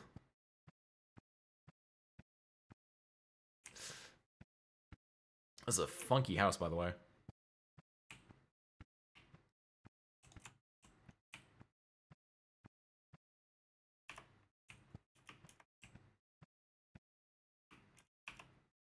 I think 1 and 2, like, yeah, set the, like, up and lower the mouse sensitivity, I guess. It was Nukiyashi. It was Star Parts. Happy Thursday, Nukiyashi, welcome in. This is my parents' room. I'm I might get scolded for being in here right now. Or maybe this is not my parents' room. Maybe this is my room, and maybe I've made a mistake. I don't want to be in my room. I want to be in my parents' room. Yeah! Oh, they're in separate beds. Uh-oh.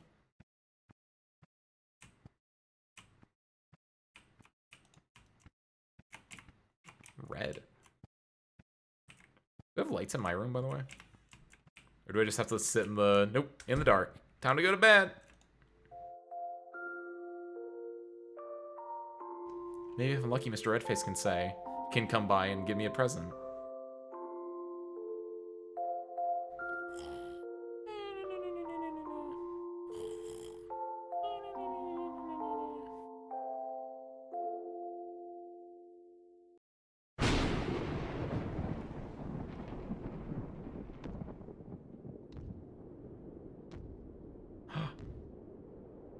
Doing a little stompy stompy.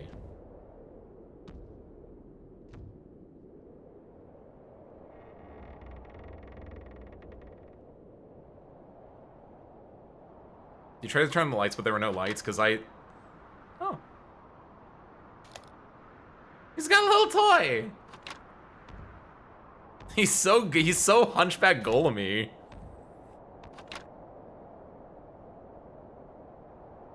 Don't get my clothes, that's where I keep my clothes. Hi. Clearly I wanted me to go here, but... Oh, the game doesn't let me. Okay, sure. Oh! Is that a doll of me? Is that the gift from Mr. Redface? No way! Oh, it is! I got a little voodoo doll. Hi, I'm Ron. What? You can talk? Of course, because I was created by magic. You even have the same name and appearance as me. That's right. My master made me just for you. But your neck seems a bit loose. It's okay. Sometimes my master makes mistakes. This is just a small flaw compared to the other dolls. What's important is that, from now on, I'll be your best friend. That sounds wonderful! Do you want to play something with me? My master stored my toys in the closet. Can you get them for me? Okay. Okay. The closet is still stuck. Can you try that again? I tried my best. I can't open it. Do you want me to do something else? I'm hungry. You're a doll. Can you even eat? No. You'll be the one eating. But I'll be able to feel everything you eat. My master linked all your senses and emotions to me, so I can easily understand you.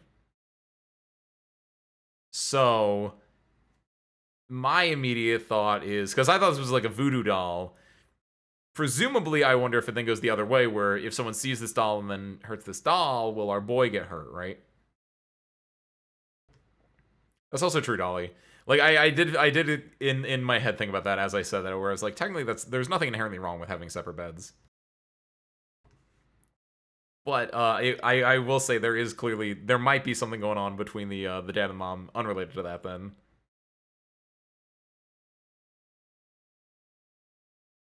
Sneeze. Wow, that's amazing. Cool. Mom, Dad. Now they're busy. Is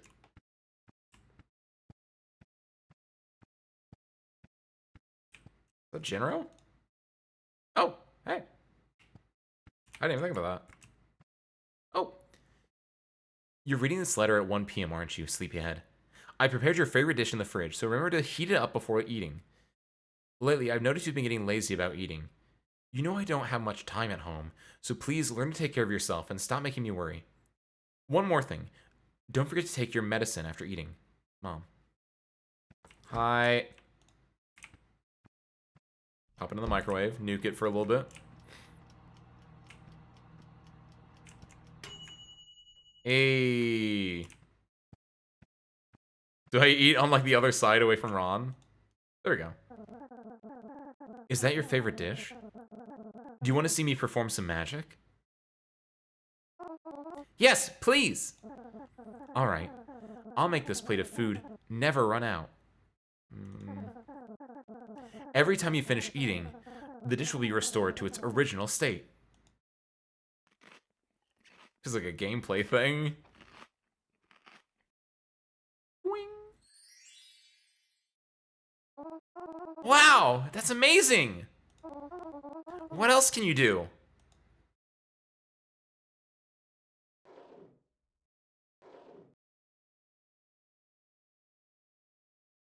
Ooh! Don't explode it. What? Feels like he's bleeding from the eyes, by the way, with his, Feels like he's bleeding from the eyes, by the way, with his, like, his little blush there, by the way. What just happened? I don't know. You guess. Oh no, the bottle! Oh, my dad's gonna whip my ass! I hope he's still asleep. Your dad? Don't worry. My master has taken your dad away. What did you say?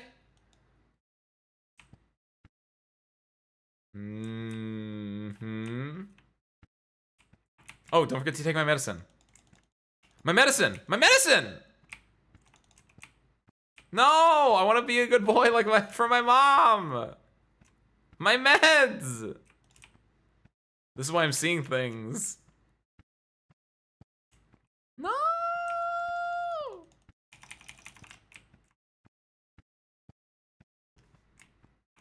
Phone? No.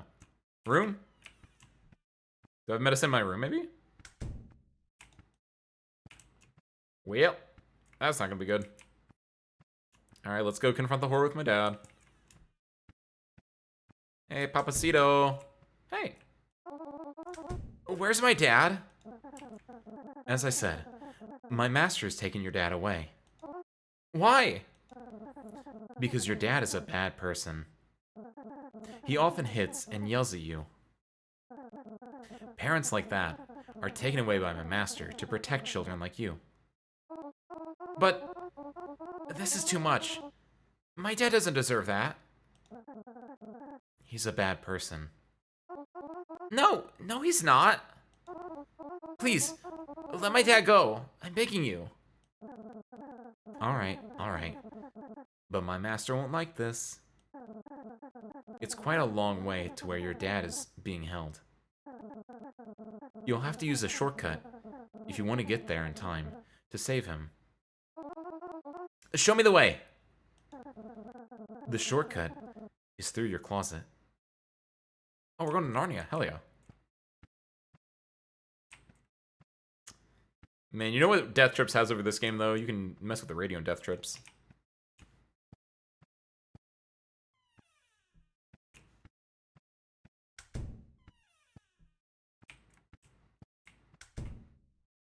Oh, he's doing a little point.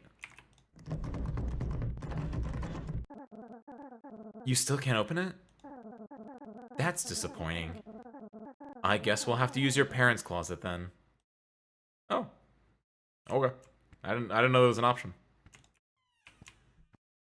What do you think the deal with my closet is then? Why is that different? You should know that these closets can function as portals. They can take you anywhere you want, including where your dad is being held. Give it a try.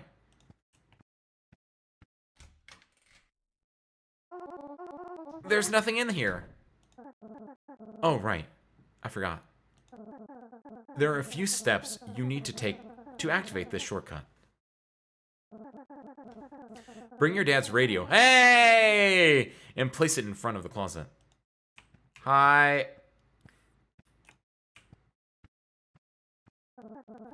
This radio will work like an elevator button. You need to select a frequency first. If you choose the right frequency, the door will open to the place you need to go.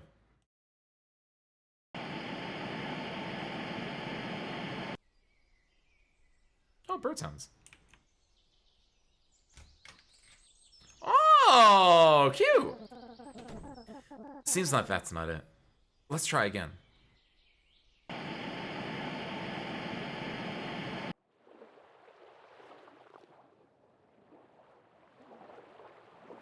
And now... Akamanto.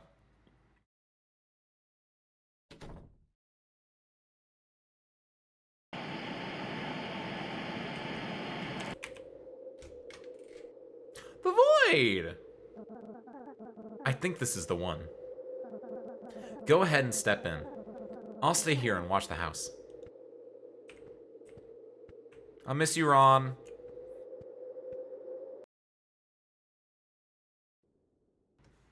Cool.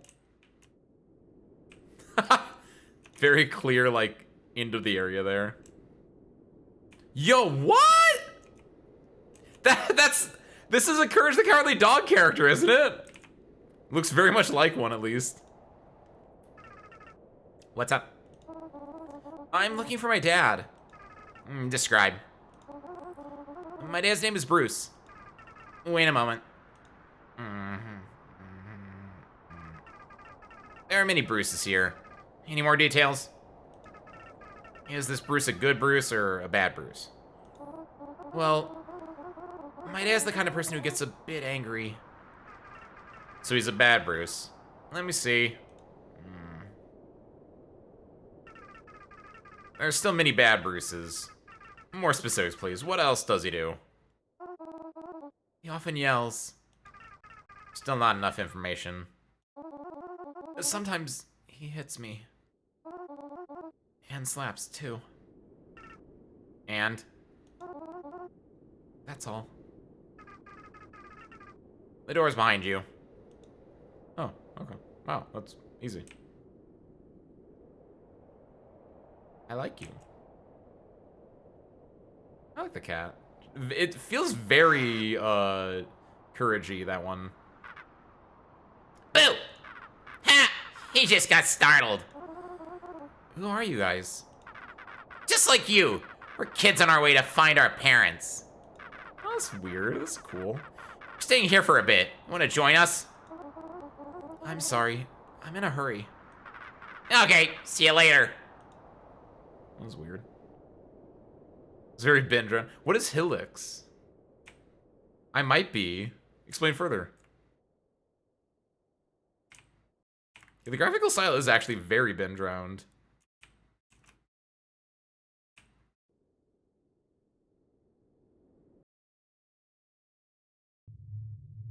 Oh, Dad, hey. Dad? Please, stop punishing me. It's me, Dad. Please, stop punishing me. What has he done to you? Come on, let's go home, or Mr. Redface will take both of us. Please, stop punishing me. No, not that, not you, Ben.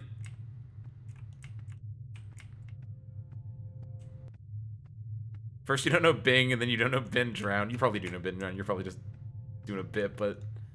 Spell. S-P-E-L-L. Oh, shit. Okay, that got me a little bit. Am I doll size, or was it always that size? Oh, hey, Mom.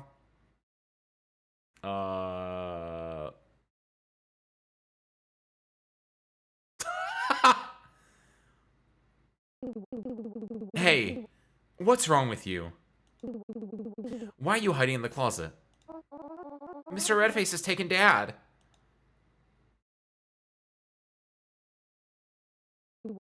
Oh. Well, that's a good thing then. I'm not joking. It's a long story. Let me explain. How's your doll Ron doing today? Is it alright? Oh shit, she knows my doll's name. What? The doll? Mom, how do you know about it? Of course I know. Since you haven't taken your medicine today. I told you I want to take my medicine today! Man! He was a smiley face guy. Happy Thursday, welcome in. Welcome in, Raiders. Ace Winfield, Fighting Pilot Extraordinaire. At your service.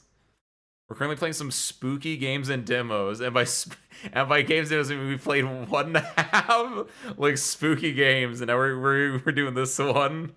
We got to be on our horror tolerance test. We played Death Trips, which is, as the name implies, a trip. And now we're playing this. Hope your stream went well. It was good. Were you also doing like spooky games and demos, or were you just like doing some other stuff? What's up? Hi. And of course, if you need to like raid and run, if you need to like just lurk, get some food, any of that good stuff, by all means, please do. Yeah. Playing the Dread X collections on 5. Nice. I don't think I know anything about that, but I imagine it's very horror related.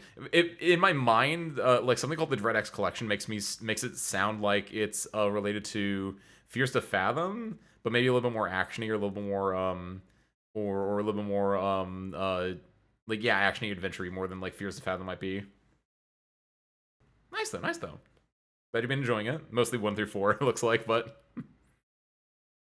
still waiting on the beef to thaw out. Dang, you started like thawing that beef like an hour ago at least, Dolly. Ooh. Hopefully it doesn't like being this like long for your food to get like done isn't gonna like mess with anything. It's named after the publisher that runs the collections. It's a bunch of game jam type stuff. Wait. Is it like I might know a little bit more about that then. Or maybe I'm conflating with something else. No, I'm thinking of Haunted PS2 demo disc, I think is what it is. There's like a Haunted PlayStation something demo disc collection. So maybe it's like maybe it's similar to that, where it's like, yeah, just a bunch of like small collections, like game jam games that are like branded together and then like put out at once. If so, nice. I do like me a good game jam game every so often, which is I guess the first game we played was not a game jam game. The second game we played might have been a game jam game. But nice. We're currently playing through Bad Parenting for the first time. I know nothing about this game. It seems interesting so far, but let's see how this plays out. Clearly my schizophrenia is acting up in game though, because my mom knows the name of my doll and is chiding me about my medicine. So let's work on that. Of course I know, since you haven't taken your medicine today. This isn't the first time you've had such hallucinations. Ooh. Every time you tell a different story. But the common factor is always that stupid doll. Don't you remember the previous times? No. I don't know what is wrong with you. Just go to bed. It's midnight already. Hi, Mom. So now this is a little bit interesting with the whole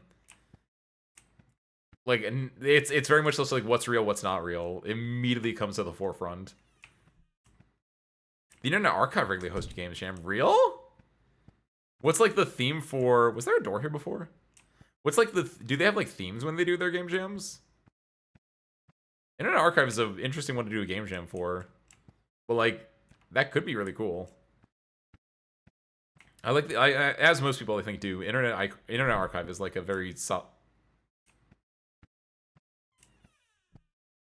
like a really good concept, right? The idea of like we're gonna hold on. I can't interact with the store, can I? That is weird. But like everyone loves preservation. Ooh, you know what game would go really good with the Internet Archive? Our fear of missing out game that we were talking about. Because the fear of missing out, you know what helps the fear of missing out? If something is archived for you. It all ties together, sir. Screw it all ties together. I wasn't looking, sorry, you can do it again. I wasn't looking. Oh, thank you. I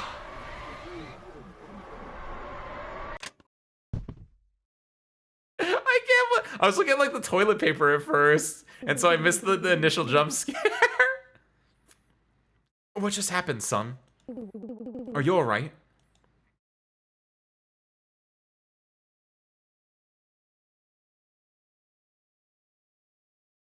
Oh, Mom. Oh, she brought me to her room. Do you feel better now? Yeah, Mom. It's Mr. Redfit. It's alright. Tomorrow, I'll take a day off to stay home and take care of you. Really? Promise me, Mom. I promise. Now, go back to sleep. Yes, Mom. Okay, okay. I'm really happy they actually did do it again, though, Kiwi. I didn't realize that hamburger beef takes super long to thaw out. I'm a little bit surprised, too. I guess it depends on how much you have in the first place, though, Dolly. Like, if you have, like even a half pound or, like, a pound, it might be a lot harder to thaw out than, like, a thinner sheet of pancake, or of, like, hamburger meat. Companies don't like preservations. I know. That's why I don't like companies. Calling you out. Microsoft for not letting me use DX12, even though I have DX12 or whatever's going on with that. They usually encourage the public to use They usually encourage people to use public domain asset from IA. Nice. Oh, I like it. I like the ethos of that. Or the, ethos? Yeah, ethos sounds like the correct word for that one. Delicious pancakes. Did I really, was that, do you think it was the catchy in my brain coming out when I said pancakes instead of hamburgers? How did I get that mixed up? You've broken the promise again. No, she's making pancakes right now. My mom is in the kitchen. She's making pancakes right now. Don't worry, small child whose name is probably also Ron.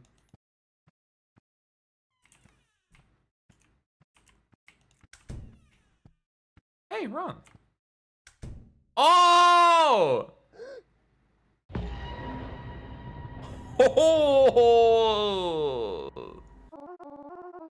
Oh! What happened to you? My master beat the shit out of me. He wasn't happy about what happened yesterday. I'm sorry. Oh, this isn't my fault. By the way, have you seen my mom anywhere? My master has taken her away. What? What? It just happened. I'm sorry, I couldn't stop him. You should run away, because he'll come back soon to take you, too. No! I have to save my mom, and my dad, too. How? Don't you see what he did to me? Yeah, but you're a doll. I'm a boy. I'm a real boy. You have a slingshot? What is that? What is that? The spell? I found this in my dad's prison. I think it might help us defeat him. Why do you think that? That's the spell to defeat Mr. Redface. What? Come on. Quickly, go into the closet and find where your mom is being held. Can I go in this closet yet? Still no? Man. Hamburger pancakes. That sounds so awful. What would it... Hold on, wait, actually, would that... Hamburger pancakes. Would that be...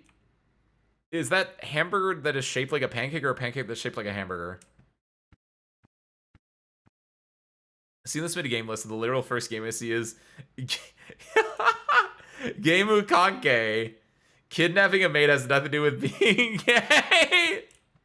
What? See, that's the kind of preservation that we like having around. What does that mean?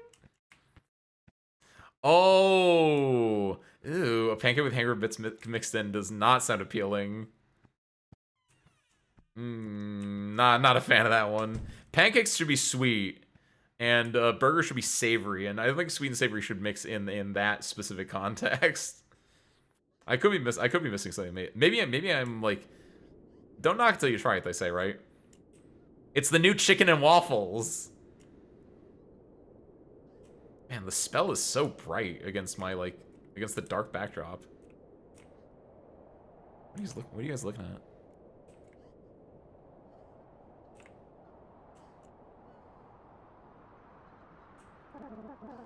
Quickly, throw the spell in here and take cover. Yeet. Can I go in? Oh, I can push the door. Yeet. Okay, then I will take cover. I'll play that one correctly.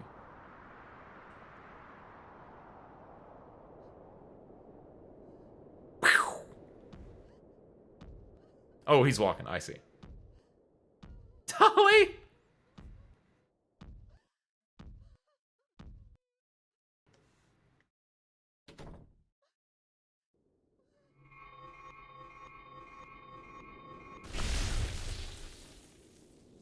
He got vaporized.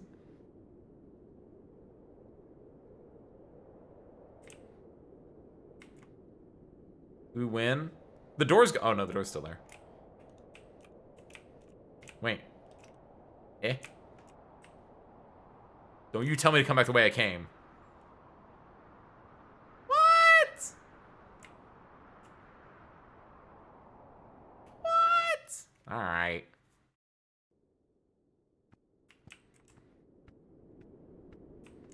What about my medicine? Oh, hey bud. What's happening to you? My master has been defeated. The magic he cast on me is also fading. Are you disappearing? Oh no, he's like my little pixie fairy. Don't worry. This is what I wanted. You should go outside and see your parents. Hi. You think my parents are gonna be fine? Is it gonna be back to status quo or?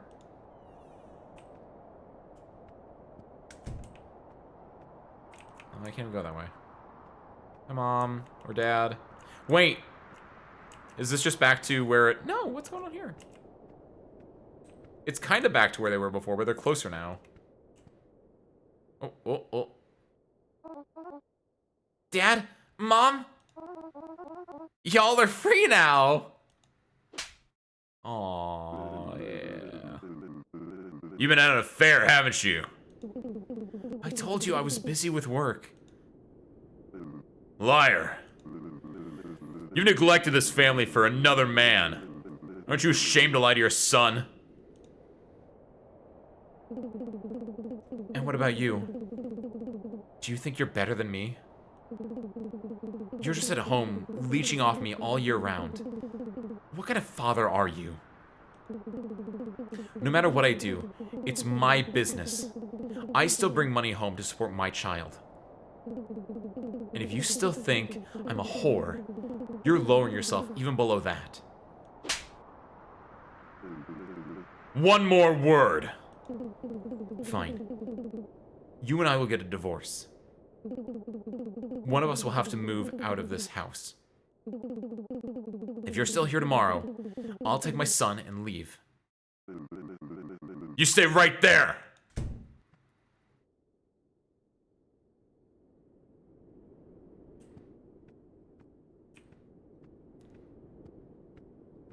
Snap back to reality.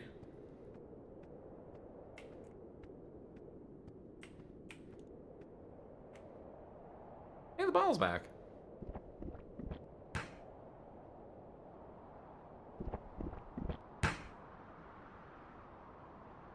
I know this is probably supposed to be like a little tense, but this that sequence right there specifically reminded me of the Vietnamese at oh, Mr. Redface. Okay. Okay. I won't let this happen. Okay. That's okay. I'm picking up a little bit. I get a little bit of it. Have a good night, Gabriel. Thank you for popping in. I hope you enjoyed it. Have a good sleep. Alright. But him slamming the bottle just made me think of that Vietnamese ad that was, where it was like, don't work, drink. Don't work, drink. Stop, drink. Go work. Get money. Something. Get money. Get educated. Get money, right? It makes me think of that. Because you just slamming the bottle down.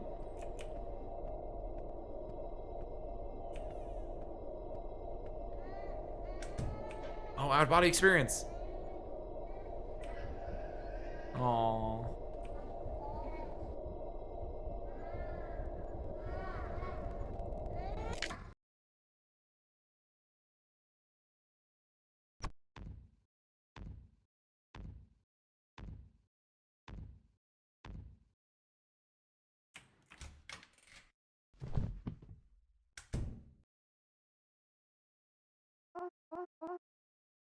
No. No. No. This cannot be true. I'm very sorry, Ron. Your closet. I think you're able to open it now.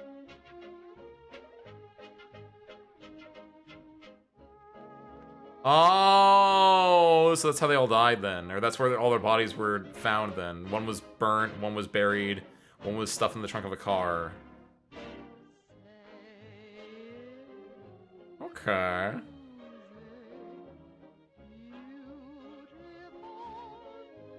Interesting.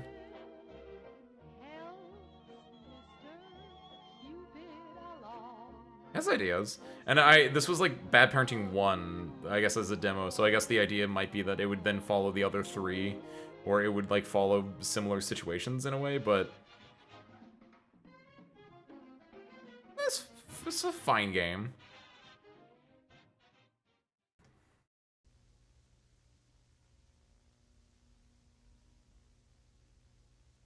I don't have much to say about that. That was very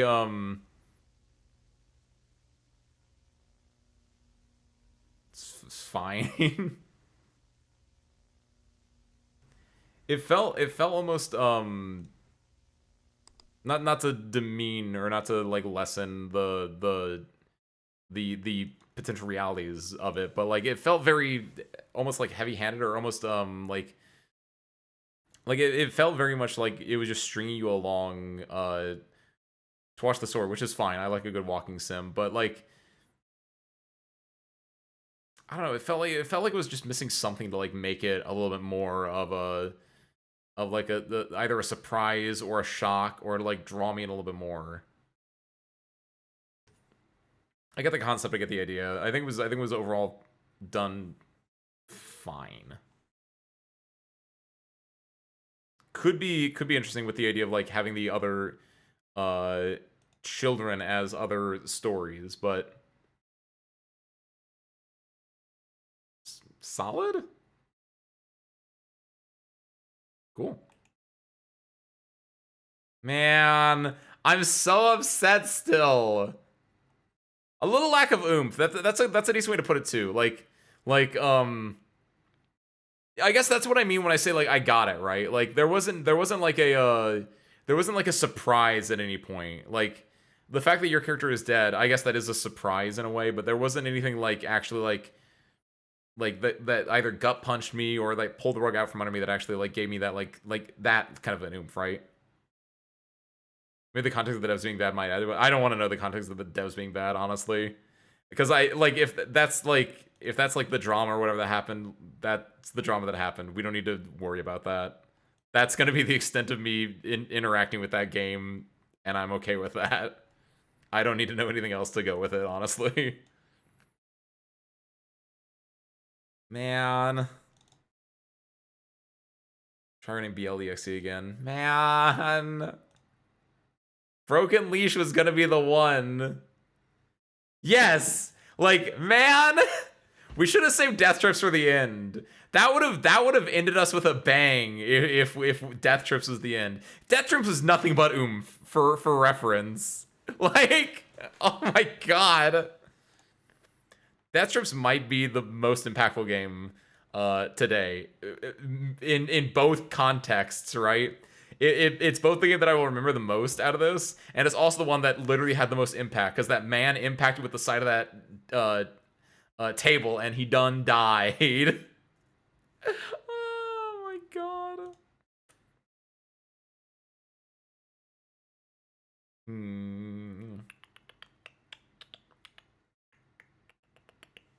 I want to look at one thing real quick. I might have one more game we can play. Let me double check this real quick.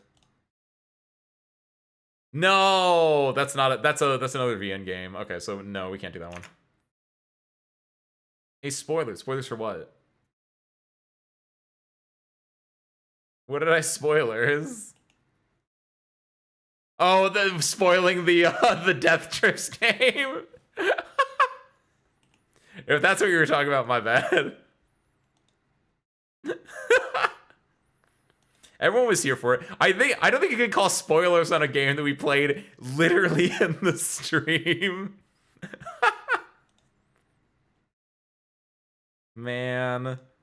Download now. What if I just re-download it, honestly? Download.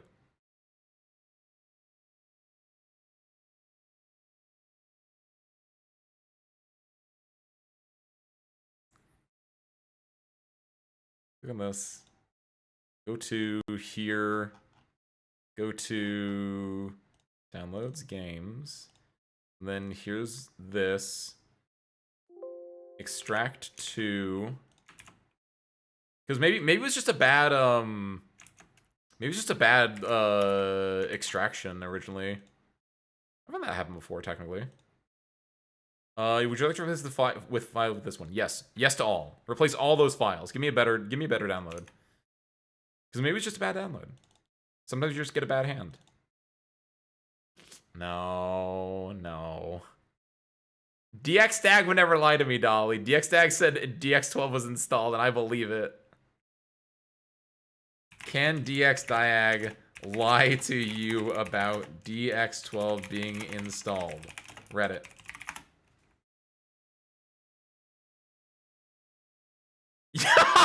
AI overview. Yes, in a sense, DXDiag can lie to you about DX12 being installed, which is a common source of confusion for gamers and PC users. Hold on.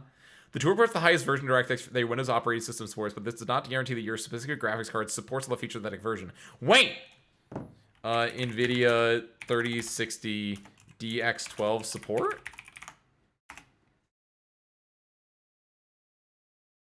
Fully supports DX12 and DX12 Ultimate. Okay, hold on. Then why?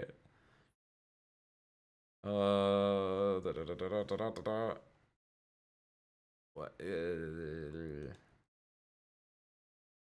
How do I?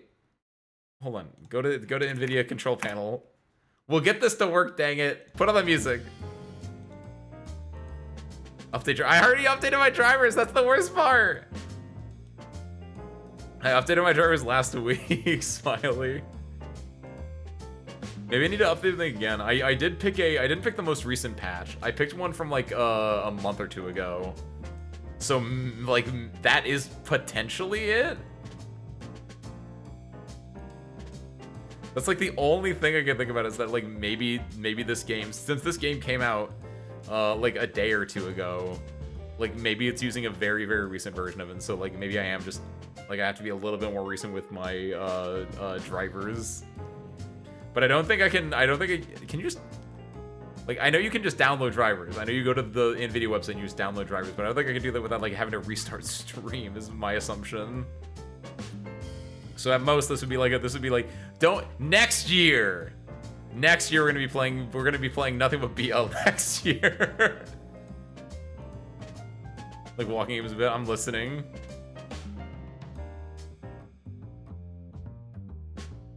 You got a free 30-minute walking game. You wanna chill real quick?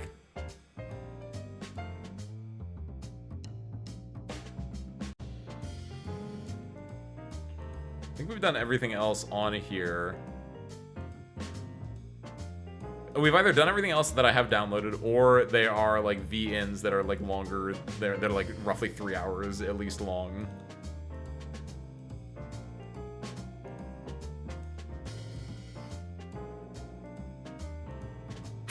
It's over. Next October is nothing but BL all the time, baby. Pieces of Me is a walking game psychological environment horror that's like an hour long. All right. Not the Ashley Simpson song. Piece of Me game. Piece of Me by Imika Games, itch.io. Okay, we love itch.io. I don't have to change anything. Oh, it's like, oh, it costs money. Oh. Hold on though. Let me look at this. It's like it's on sale for 44 cents. I think I can part with 44 cents. Hold on. Piece of Me is a psychological thriller drama in the genre of a walking simulator, which is a spin-off to the game September 7th. Average time to complete the game, 90 minutes. A little bit too long for me. For today, at least. I will save this, though. I would say if that said 60 minutes, I think I would do it, but like 90 minutes, I don't think I can swing that. We'll just cut today short, then. Akeshu Fangame Vegeta Haze. Good lord.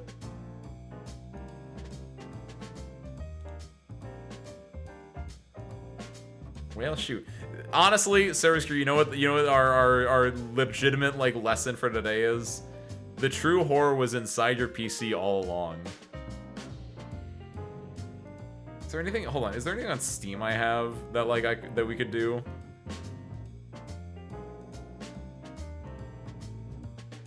If anything like downloaded right now that like we could do. You guys just want to like kill time? You guys want to like just do something? Let's see what I have.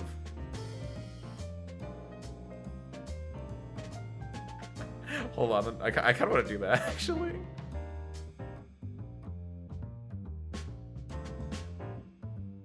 Da-da-da-da-da-da.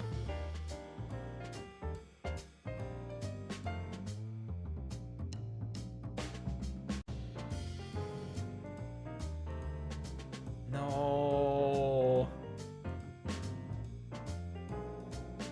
No, I don't really have anything.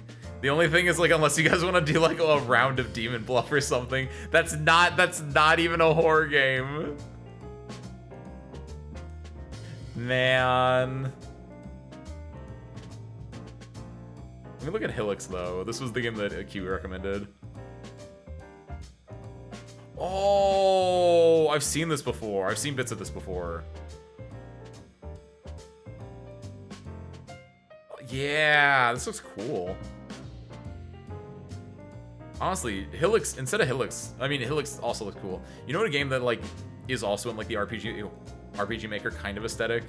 Because I don't know if this is true or not, but Helix gives me the vague feeling of, like an Omori or, like, an Undertale where it's, like, you're walking around, you're doing stuff. Maybe Yume Nikki might be the more apt comparison, right? Recreational program with light JRPG elements. That makes me think of, Off. But that Off might be a little bit more Undertale-y than it is Yume Nikki.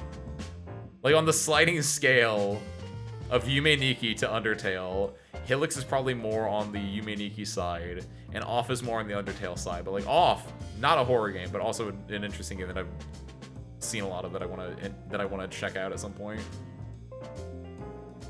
My Stream Deck's update's available. I don't think that's going to make us be able to play PLO. Alright. Cirrus Crew? With that, unless you guys have any suggestions, you guys want to watch like a horror video or something? I think we end though. I think we had a grand, great, wonderful time. A little crashy, a little burny, but you know what? We got a B on our test, and that means we passed. And that. Honestly, that's truly what this is about at the end, isn't it? Goodness gracious. Watch a horror video. I just found something, though. You found something? What's up? I was about to say that I was gonna give you guys like an hour back that you guys can just work on your Service Crew outfits for. Survey is apparently a 15-minute psychological horror game. The Survey. Oh my god, it's nothing. We're doing nothing but taking surveys and tests. The Survey game. Start Survey? Play the Survey on horror games. Horrorgames.io. I don't like. Oh, is this the same thing? Peltober horror? Hold on now a second. You may see the doctor now forever. Why does he look like Cinnamoroll? Why does this dude? They got my boy Cinnamoroll and they turned him into a BL horror mascot. Oh, that's fantastic. You wake up in a hospital with no memory of how you got there. A kind of attendant doctor assures you that you'll be under his care, patiently nursing you back to health. No one seems to know what caused your condition. Oh my god. Playtime 40 minutes to 1 hour. 1 batting, 1 neutral ending, story progression. Gender neutral writing, original artwork, 1 caring doctor. This is just oh god, what was it? This is just a clinical trial, but a lot more obvious.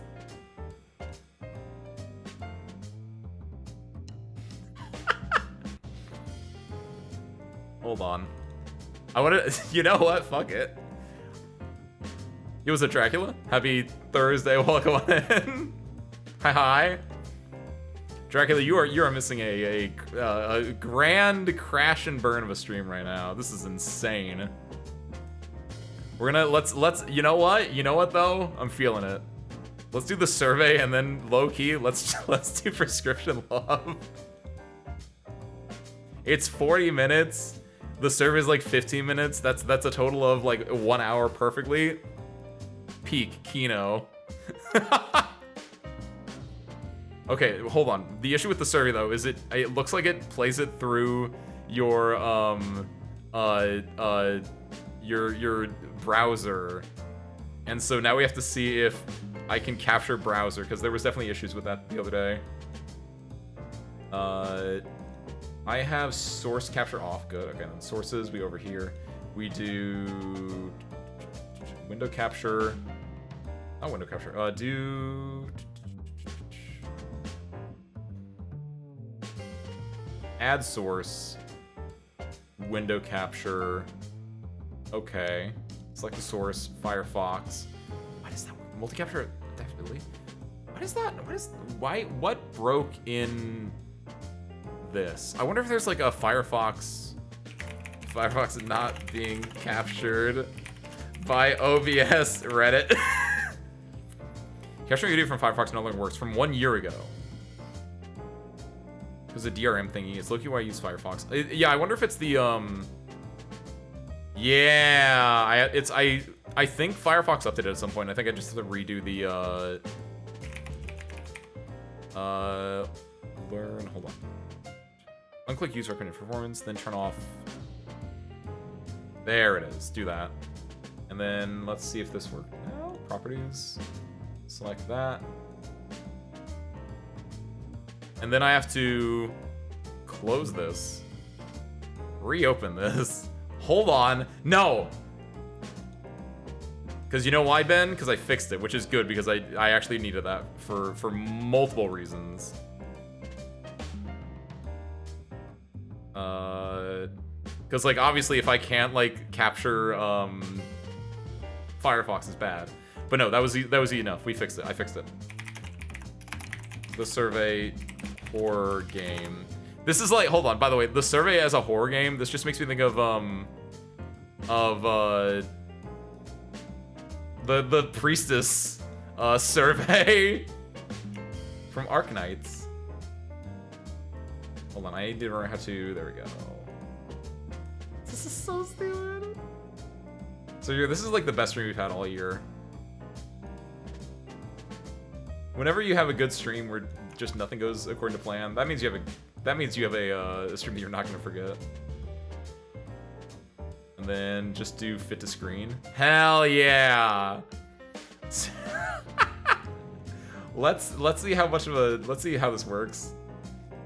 Hey, okay. You finished mine? Made a version of my costume with the armband, but I didn't know how it looked. Oh, you didn't like how it looked. You made you did Fuka, right? Yeah! Oh my god, it's so adorable! Also, I didn't say this the other day, but when you had mentioned Fuka, you said Fuka from Persona Q instead of Fuka from Persona 3, and I thought that was really cute. Because that's the only, because you knew her from Persona Q before you knew her from Persona 3. Alright. Oh, turn our music off. There we go, okay. Answer the question to escape. Press start to begin. Start. Are you having, this is literally the priestess thing from like a month ago. Are you having a good day? Yeah, you know what? Honestly, at this point I am. Am I an employee? Yes, I'm a fighting pilot, which I think I put that on my tax return. That's an employee. Do you see what's on your right? Like in-game or out-of-game? That's a Rubik's Cube that is like a bottle, like deodorant or something like that. In real life, there's a water bottle and a fifth of iced tea. Can you figure out how to solve the Rubik's Cube? With enough time and with a computer, yeah. Grab and show it to me. Okay. Okay, so the main thing you want to do is, how do you... I can't actually interact with it. I can do a single face fairly easily, and I can do it like when I say single face, I mean a single face, and you get the, like the T pattern here. But then I forgot how to do anything else. Doxing? I hope not. Grab it and show it to me. What do you mean? What do you mean? Show what to you? Are we done? Also, thank you, Dolly. Oh, okay. Did you know who you are? I do know, present tense, who I am. Are you alone in your room? I mean, in real life, yes. But in game, no. Yes. Are you a human? I mean, I don't believe you. Maybe you're a cat playing this game. IDK, lol. You wouldn't play this game, would you, spare parts? Did you hear that? Yeah. It was loud. Forget it. Okay. Am I scared? Not really. You saw something creepy, would you scream? Creepy, no. Do you fear darkness? Not inherently. Can I guess your name? I don't like this. Yes. I'm actually really scared about this now. Hello, web user! Oh, I'm actually really scared, but... Oops.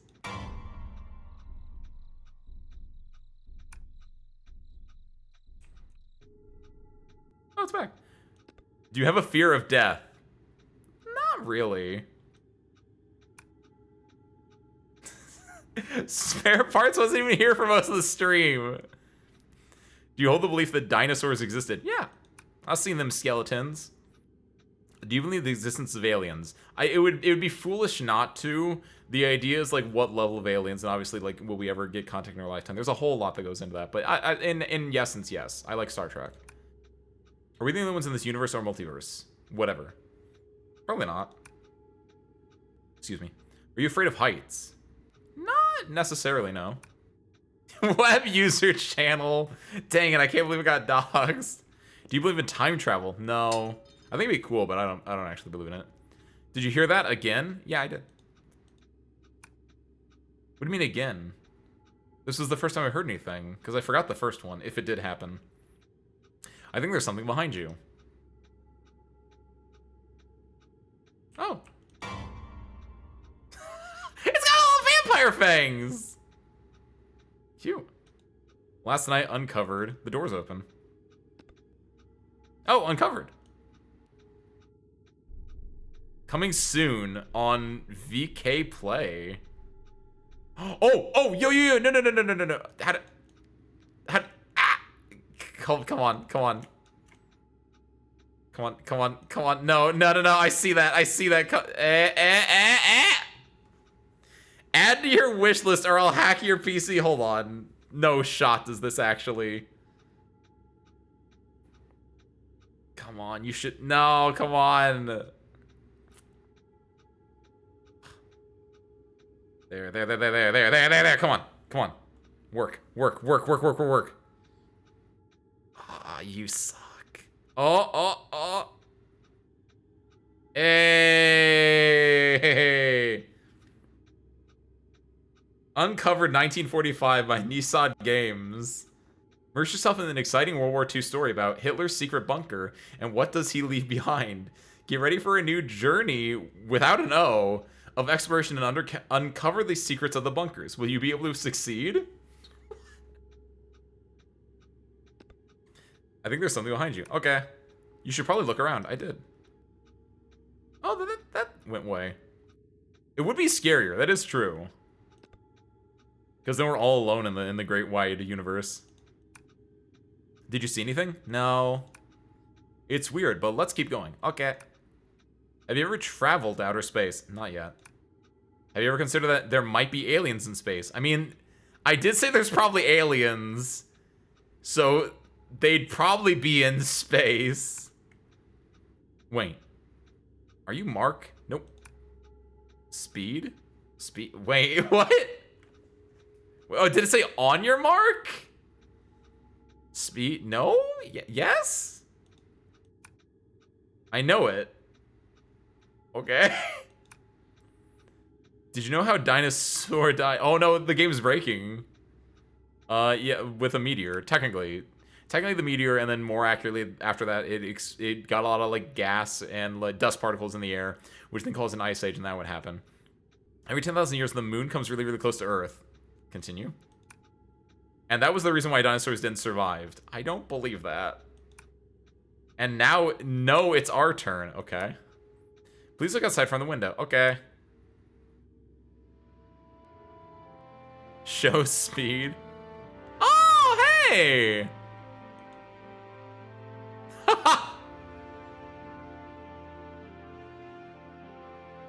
I like that it was just clipping in the background, too.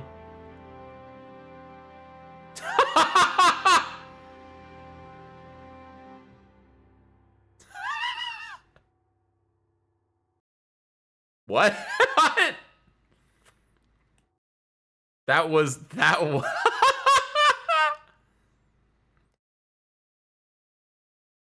All right. That was a game. I would say it feels like, yeah, it was a little bit too shitposty nature of the narrator, I think is a really way to put it. Where it's very much what do you call it? It was too much like, it was like poking you, just like, yeah, this is yeah, we're having fun here. And it's just like, you don't have to tell me you're having fun. It does kind of undercut it. That's a good way. That was Ben made that game. Ben is trying to like get into game development. Him and Gabriel are gonna start working on their games together, and they're gonna start trying to shield the games on stream. Oh my god, that's loud. Actually, no, it's not that loud for you guys. I think it's just loud for me. Alright.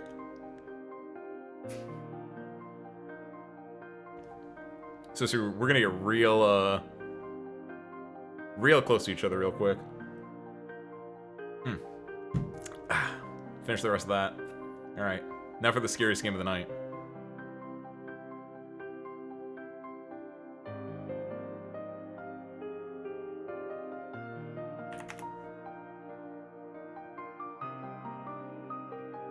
It should work, I hope. Oh, and then I have to actually turn it on, duh. Yeah, there we go. Can I alt enter this? Yes! I love alt enter. So sure, if you don't know your hotkeys, it's always good to know your hotkeys. Alt enter is a really common way to full screen an application, especially if it's a video game. Taken from like RPG Maker or similar ones. There you go. Alright. Now then. Let's finish off our night. That had such like a dramatic build-up and then just... And all the music cuts.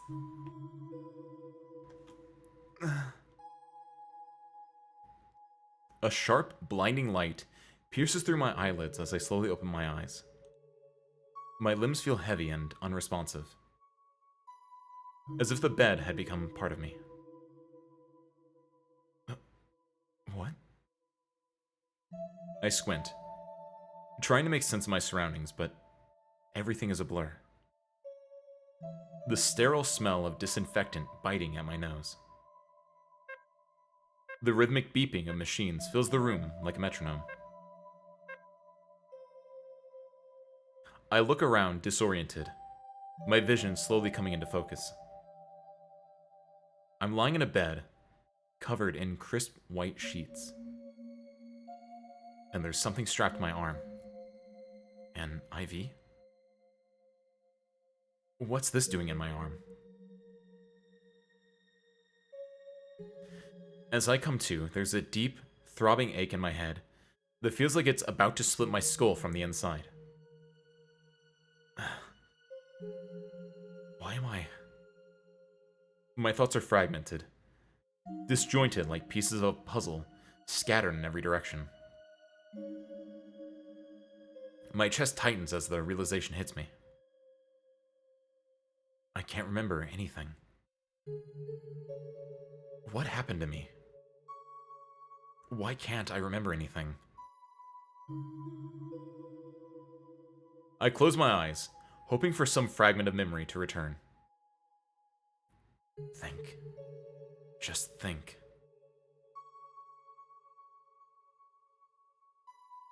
Nothing.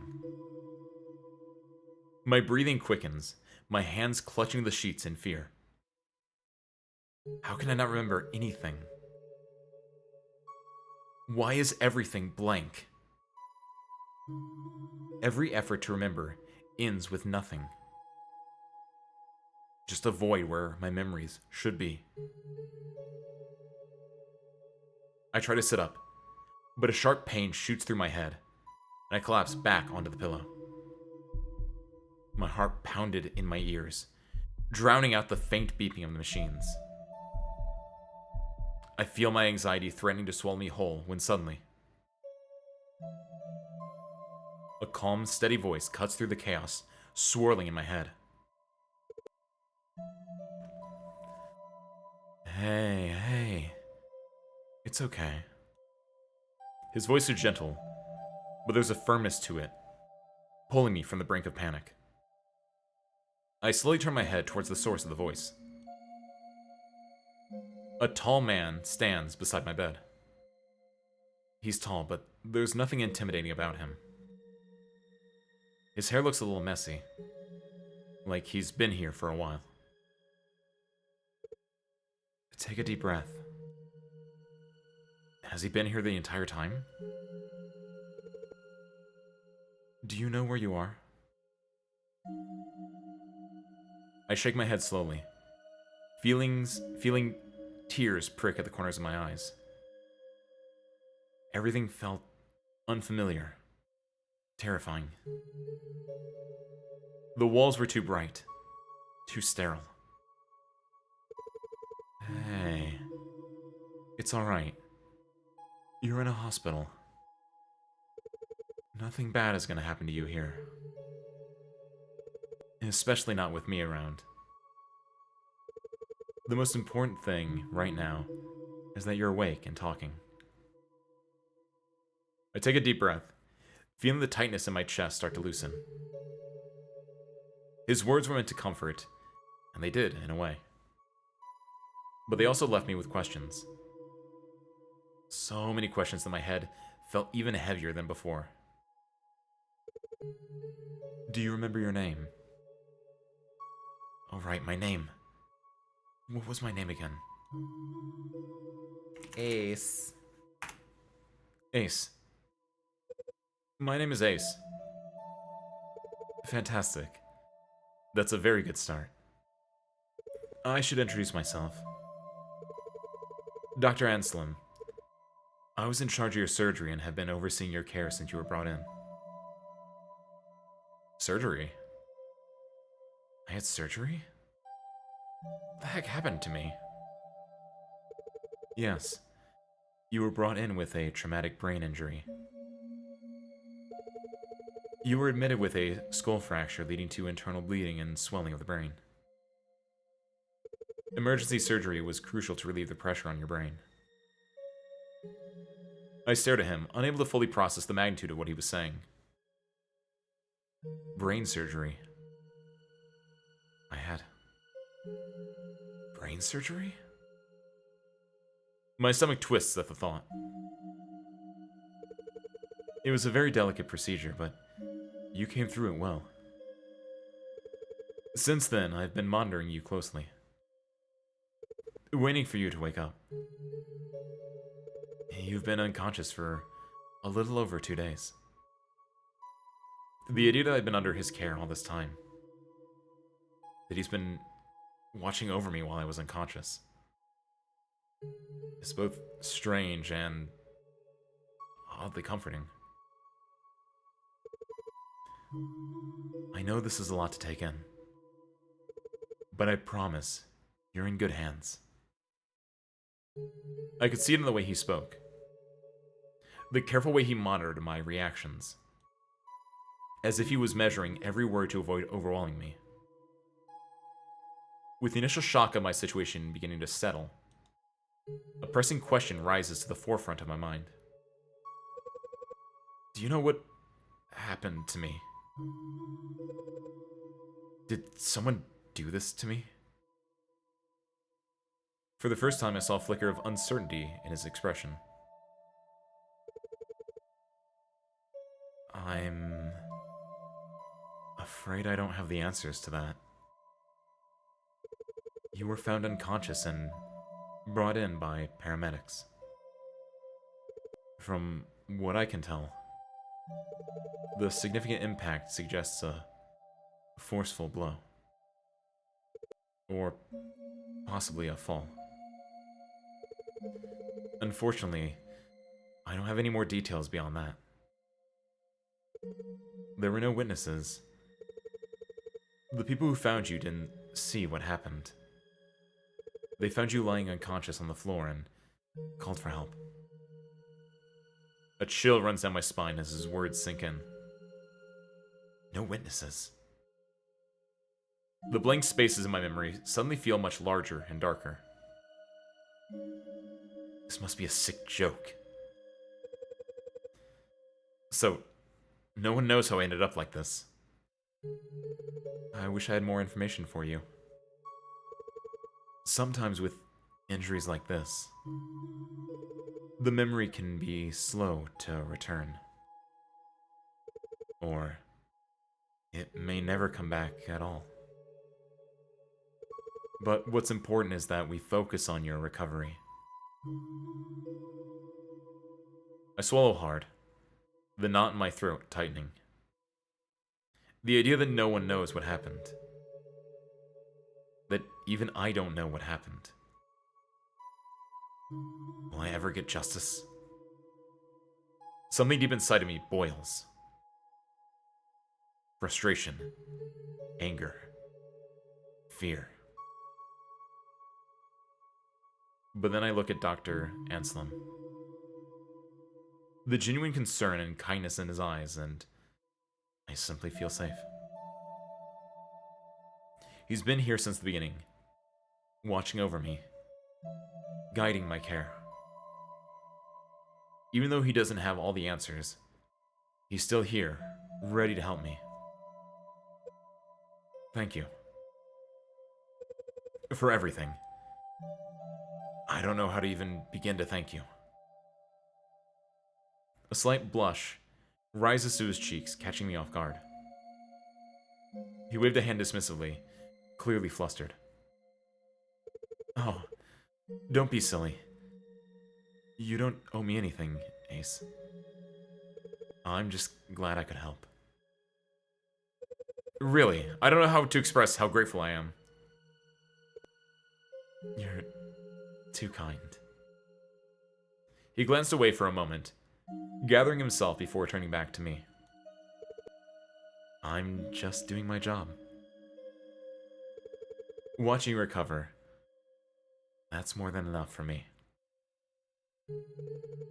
Whatever happened, I'm going to do everything I can to help you through it. I take a deep breath, feeling a little steadier than before. I could feel the sincerity behind his words, his modesty almost endearing. The way he said my name. It wasn't clinical or detached. It made me feel like I was more than just another patient to him. Dr. Anselm takes a step back, giving a reassuring nod. I think it's best if you try to get some rest now. Your body still needs time to heal. I managed to grab his attention before he turned away. Wait. Can I contact my family? Just to let them know I'm okay. They haven't heard from me in days. I'm sure I must have worried them. A pang of unease hits me. Why hadn't anyone visited me? Oh, well. I'm afraid it's past the hospital's curfew. I can't make any calls at this hour. But don't worry. I'll make sure you get in touch with them first thing in the morning.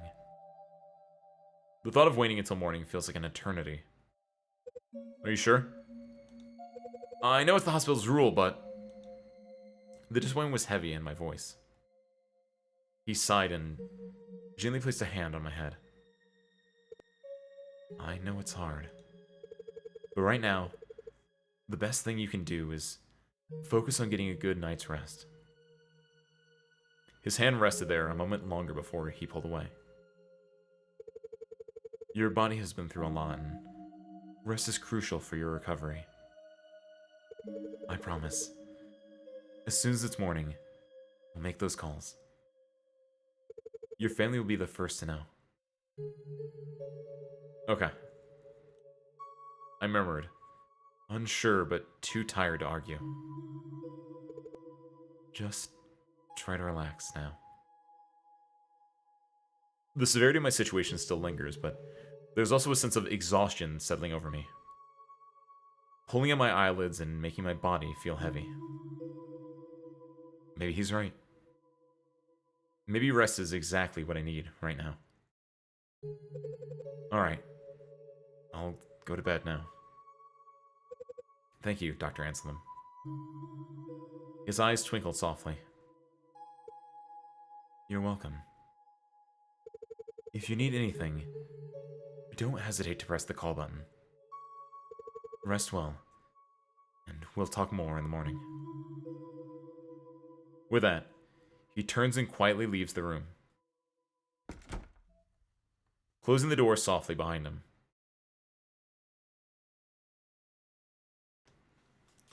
The horror is the marriage commitment. I'm left alone with my thoughts and the steady beeping of the heart monitor beside me. The room feels quiet and still. But there's a sense of safety in knowing that help is just a button press away. I close my eyes, trying to focus on my breathing, letting the sounds of the hospital fade into the background. The weight of the day presses down on me, and slowly, as I drift off, I hold on to the hope that tomorrow will bring more answers. And, finally, the sound of a familiar voice. My sleep was suddenly interrupted. A soft creak that echoed through the room. My eyes flutter open, but I was too groggy to fully register the sound. Was that my imagination? I groaned internally. Ugh. I can't be bothered. I shifted into bed, wanting to go back to sleep, letting my eyes close again. Eager to sink back into sleep. But then, I heard it again. A slow, deliberate creak, like someone was gently pushing the door. Still half asleep, I tried to ignore it. I told myself it was nothing. Maybe the nurses were checking in. I reasoned, forcing myself to relax. I squeezed my eyes shut and tried to force myself back to sleep. But that sense of unease started to creep in. I couldn't shake the feeling that I wasn't alone. Something didn't feel right. With a groggy sigh, I forced my eyes open again and glanced at the door. That's when I saw them.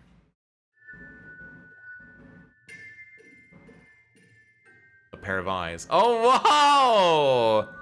Oh, this is a lot more creepy than I thought it was gonna be. That's very, a little Jeff the Killery almost. A pair of eyes. They were peering at me through the gap in the door. The eyes almost blending into the shadowy gap, but there was no mistaking them. They were watching me.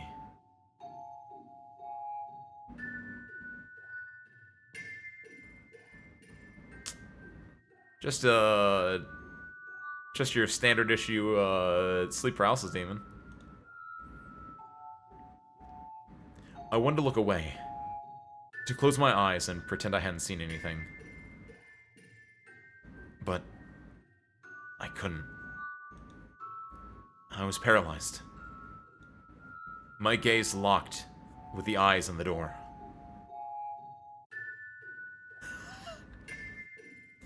I squint, trying to focus on the narrow gap of the door.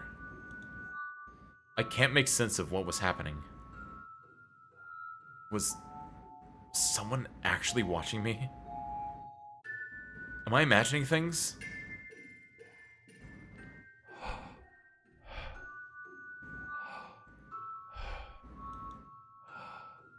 Nope. Then, in a moment of clarity, I remember the call button beside my bed.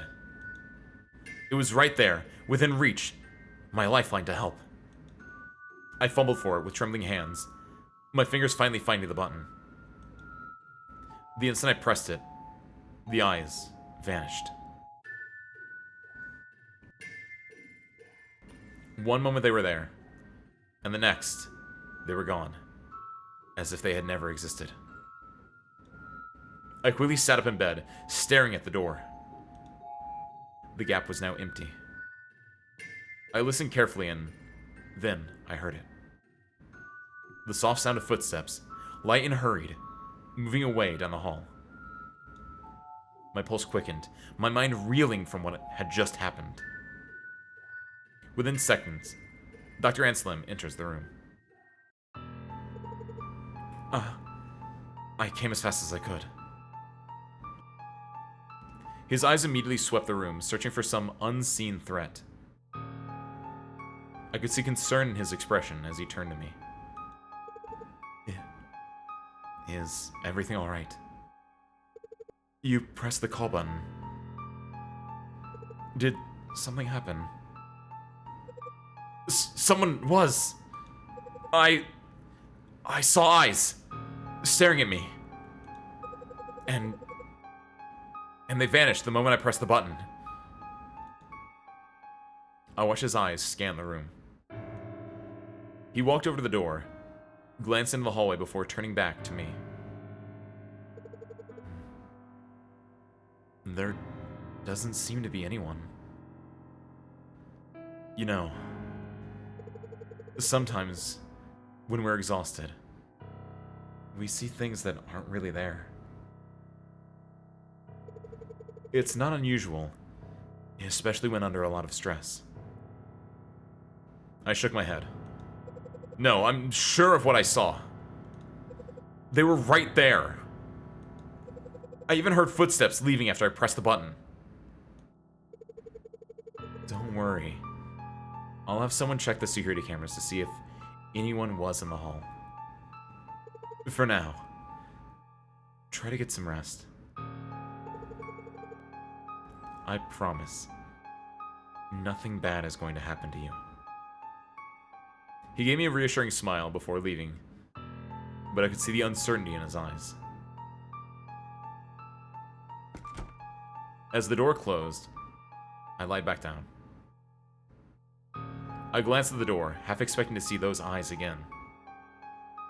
I knew I wouldn't be able to sleep now. Not after what I saw.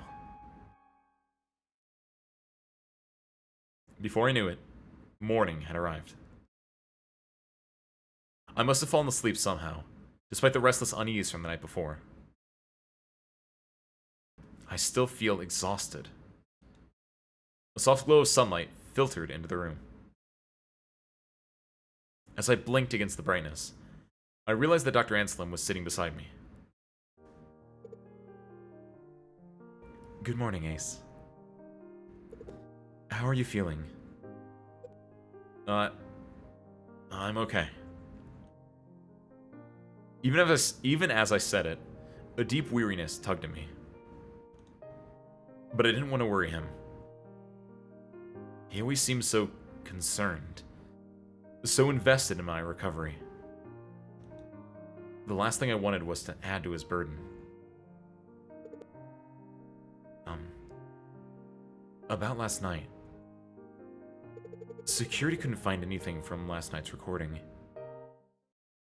His words hung in the air. What? Those eyes. Had it really been all in my mind? Just a figment of imagination? But I do hope you managed to get some sleep.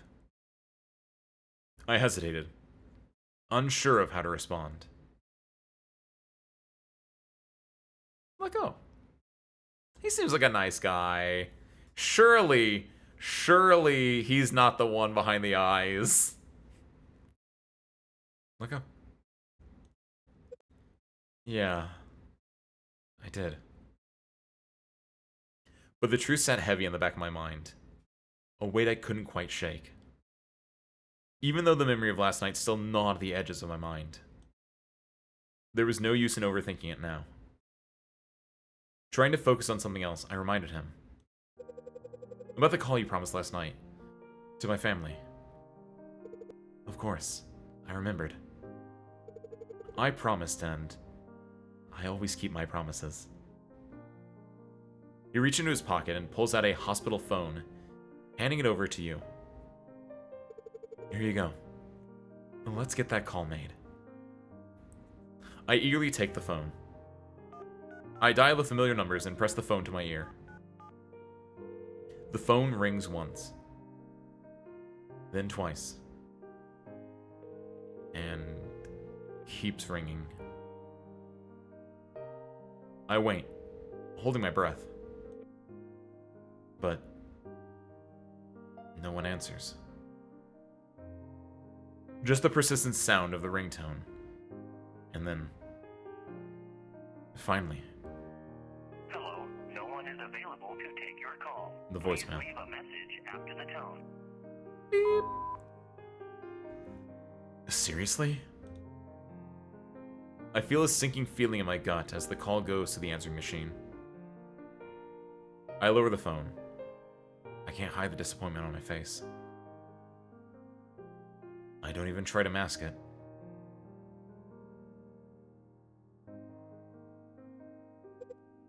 No one answered. Dr. Anselm places a comforting hand on my shoulder, grounding me in the present. His touch was warm, comforting.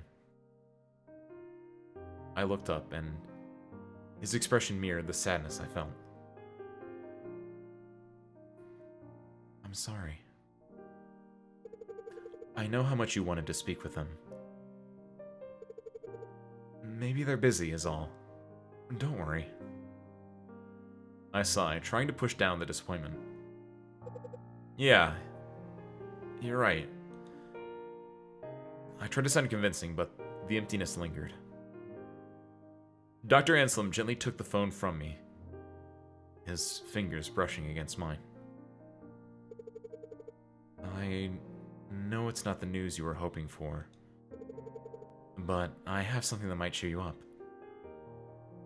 Before I could respond, he stood up, the shift in energy catching me off guard. With that, he steps out of the room for a moment.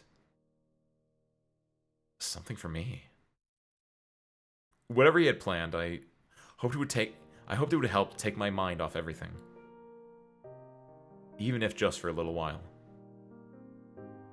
He returns, carrying a tray with a delicious aroma wafting through the air. Ta-da! When it sets down in front of you, I look down at the plate. Eggs, bacon, arranged into a smiley face. My eyes widen in surprise, a small smile tugging at my lips. I can't help but... Sorry. Yeah. I can't help but smile back at it. Aw, this is adorable. It's like my breakfast is cheering me on. Dr. Anselm chuckles, looking quite pleased with himself. Eggs and bacon are good for the soul. But the smiley face, that's for the spirit. Dr. Anselm watches me closely as I pick up the fork, his eyes gleaming with quiet anticipation. As I lift the fork to my mouth, I notice a smooth, golden sauce pooling at the bottom of the pan, hidden beneath the food. I thought that was just oil. Feeling intrigued, I scoop a bit of it up with my next bite. The moment it hits my tongue, the flavors deepen. Rich, creamy hollandaise sauce with a hint of tang that perfectly balances the savory bacon and eggs. The sauce elevates the meal in a way I hadn't expected. This is amazing! I'm almost out of disbelief at how delicious this simple meal is. I take it the smiley face is working its magic. Definitely. But the taste... that's what's really winning me over. The hollandaise sauce has this smooth, almost buttery richness. There's a big grin on Dr. Anselm's face. He's clearly pleased with my reaction. I thought the sauce might be a nice surprise. Adds a little something extra to bring it all together. You weren't kidding! I take another bite, savoring the way the creamy sauce cuts through the richness of the bacon. You could serve this at a restaurant! I've never had breakfast like this in a hospital before. Well, I just wanted to make sure your first meal felt special. I pause, looking down at the plate again and then back at him. Wait, did you make this?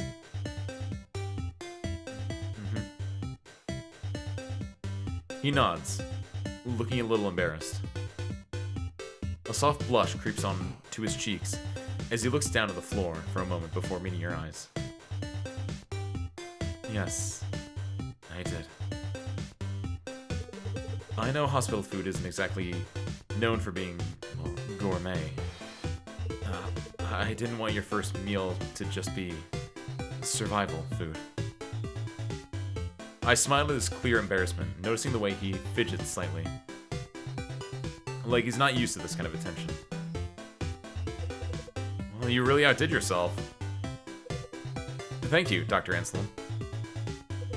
I really appreciate how much you do to make me feel comfortable, despite everything. It's like you always know how to make things better. I watched him flush at the compliment. This time he seemed almost bashfully proud, a mix of shyness and happiness sparkling in his eyes. Well, I'm really glad to hear that. I'll always make sure you're as comfortable as possible while you're here. Hearing that it's helping, that it makes a difference. It means a lot to me. So, really, thank you for saying that. His genuine happiness really shone through. It was clear that my compliment had brightened his day in a way that went beyond mere politeness. As I'm about to finish the last bite of breakfast, my eyes dripped to the cup of coffee sitting quietly on the tray. I hadn't noticed it the whole time I was enjoying my breakfast. Black, steaming, and inviting. I reach for the cup, taking a tentative sip. I instantly paused. It's rich, smooth, with just the right hint of bitterness. It's not just good. It tastes exactly like the coffee I make. Not close, not similar. Exactly. Wait. This tastes exactly like the coffee I make every morning. How is that even possible? I know. His voice barely above a whisper. So quiet that I almost wonder if I imagined it. He's standing there, his usual calm demeanor in place. But there's something different in the way he watches me. What was that? The words slipping out before I can stop them. He just smiles. A warm, casual smile. Like nothing is out of the ordinary. Huh? Really? I narrow my eyes, still processing the shock. No one ever gets it right the first time. Not the exact strength or balance of flavors. I take another slow sip, almost searching for a flaw. But there isn't one. This is spot on.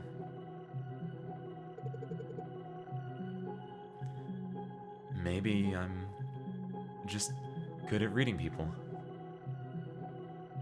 His tone light, like he's just making conversation. But his words send a shiver down my spine. Though I can't quite pinpoint why. Either that or you've got some kind of sixth sense. It's kind of uncanny. I shake my head, trying to clear my thoughts. Am I overthinking this? I mean, it is just coffee. There's no need to make a big deal out of it. He's made me breakfast. Not to mention been nothing but kind to me.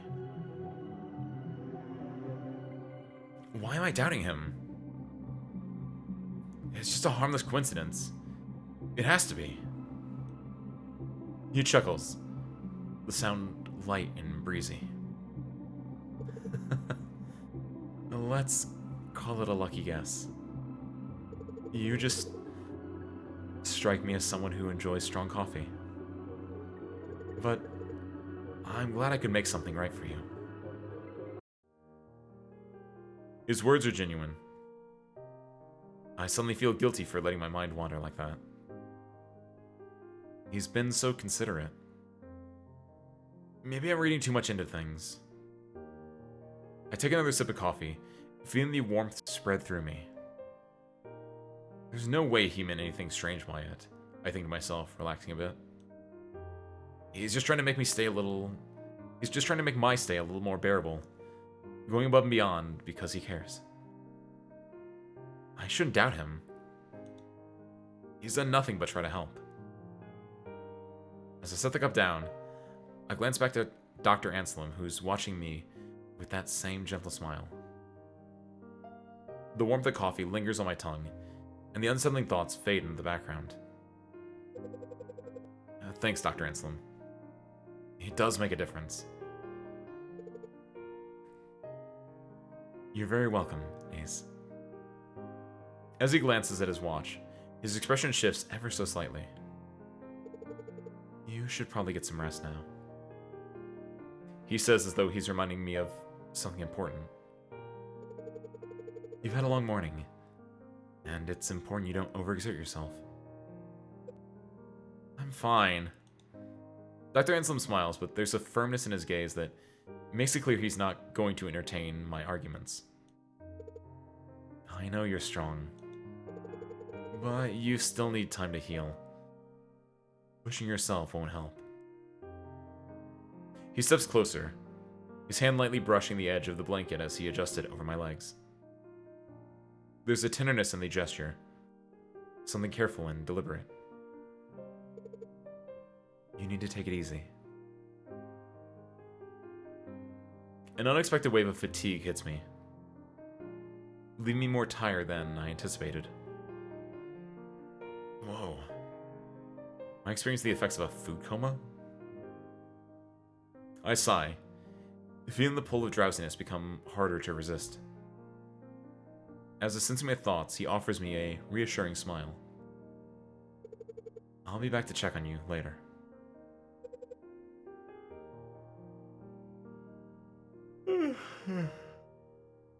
Alright.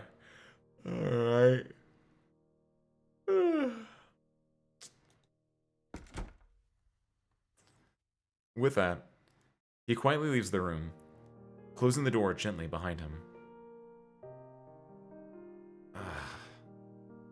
I'm probably having a food coma. Dr. Anselm did say I need a lot of rest. I close my eyes and nuzzle my face against the pillows. Time slips by, and I'm finally awake from my peaceful nap. I know, I made you. I rub my eyes, trying to shake off the drowsiness. Something catches my attention. The door to my room is slightly ajar. Why is the door left open like that? Was it? No. I'm sure I saw Dr. Anselm close the door before he left.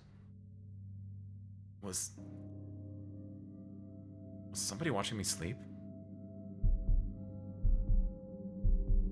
The sight of the partially open door leaves me feeling on edge. I feel vulnerable. Exposed. I sit up, heart thudding in my chest, trying to rationalize the situation. Maybe it's nothing. Maybe... Suddenly, the door creaks open wider. A figure steps into the room. It's Dr. Anselm. Knock, knock. Smiling warmly, holding a clipboard in one hand and a small tray with medication in the other. I'm here for your checkup and medication. He notices the fear etched on my face. Oh, you look terrified. What's wrong?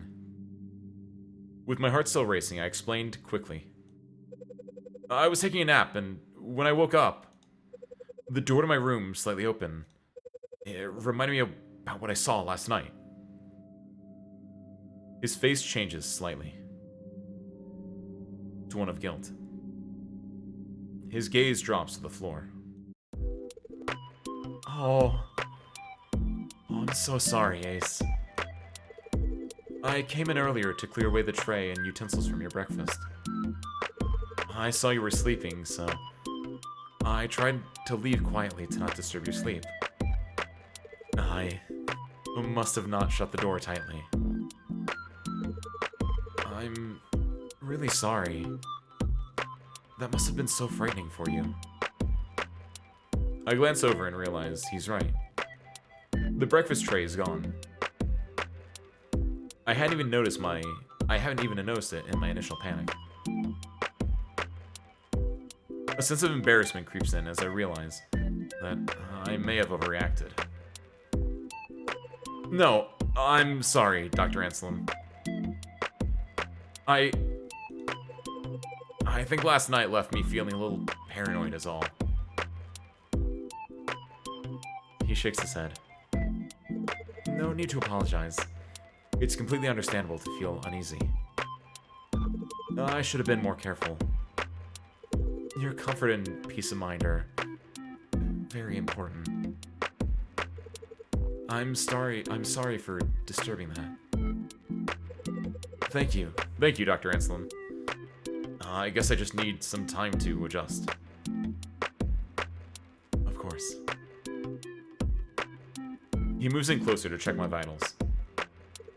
Let's get your checkup done, shall we? I promise. I'll make sure to close the door properly next time. He places the tray of medication on the small table next to me. My eyes fall on the pills. So many pills. What are these for? He lifts the small plastic cup and shakes it lightly, making the pills inside rattle softly. Oh, these? They're painkillers and antibiotics. Given your injury, it's expected that you'll still experience headaches and occasional bouts of pain. The painkillers will help you recover comfortably while you're here.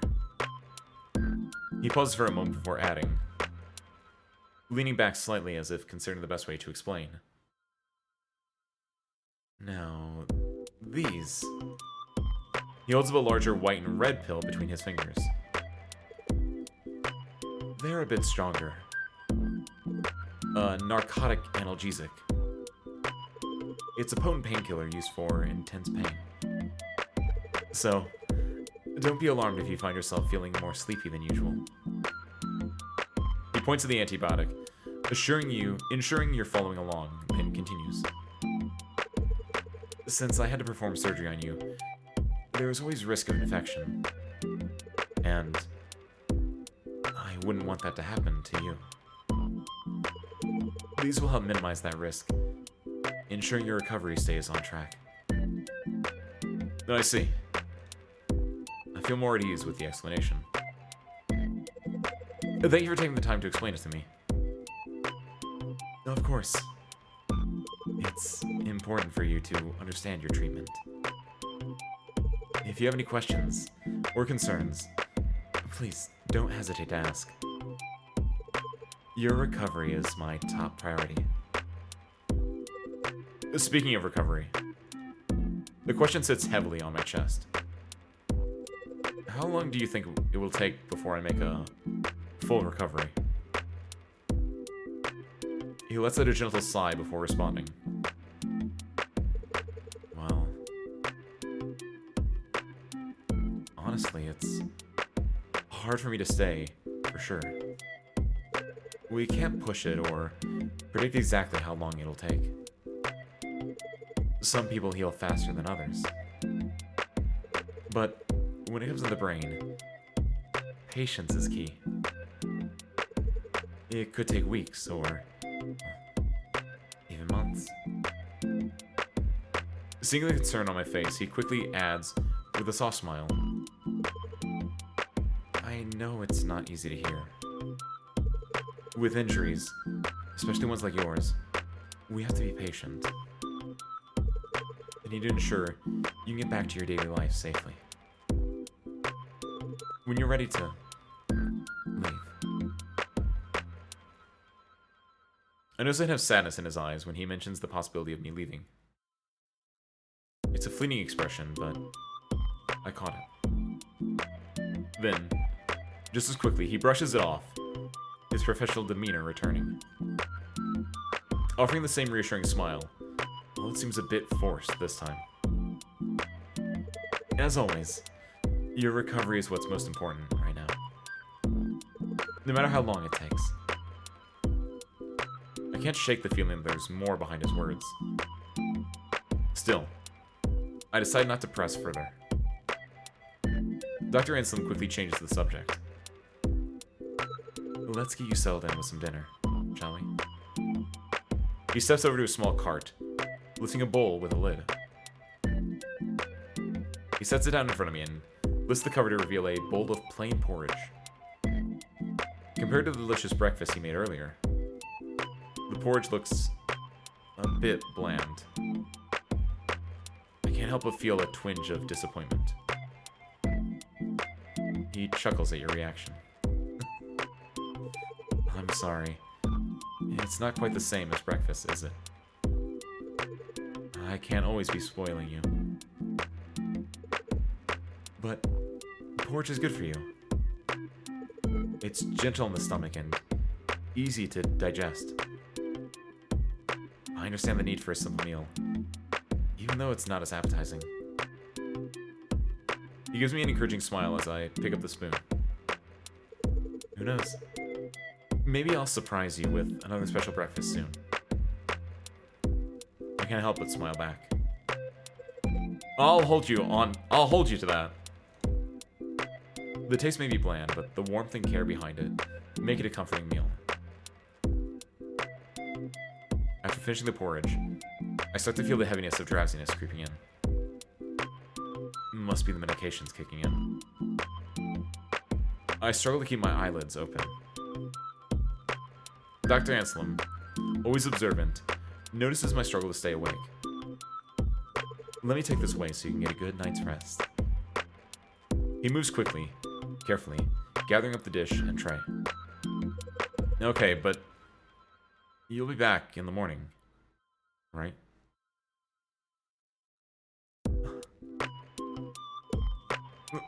Why?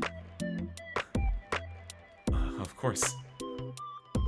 I'll be here in the morning to check on you. Sweet dreams, Ace. Alright.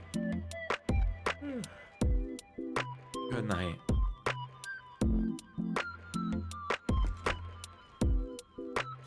As the room dims, I hear him softly shutting the door behind him. A simple assurance that the room is safe and secure. With the door closed, I finally allow myself to fall asleep. Thank you, Lammy. Welcome in, by the way. Also, yeah, I did. I mentioned it earlier on. The world around me fades. When my eyes open again, I'm not in my room. I'm standing in a narrow alleyway. The air is thick, hazy, making it hard to see much of anything. I start walking, my footsteps barely making a sound in the eerie quiet. Something about this place feels familiar. Almost like I've been here before. But I can't quite put my finger on it. The more I move, the more the sensation gnaws at me, tugging at something deep in my mind. Then it clicks. I'm dreaming. The realization brings a strange comfort, but also a deeper confusion. Why does this place seem so familiar? I keep walking, looking for an exit. But the alley stretches endlessly before me. No doors, no windows, no one else in sight. Suddenly, I hear extra footsteps echoing behind me. I'm not alone. My heart skips a beat. Just as I'm about to turn around, my eyes snap open and I wake up.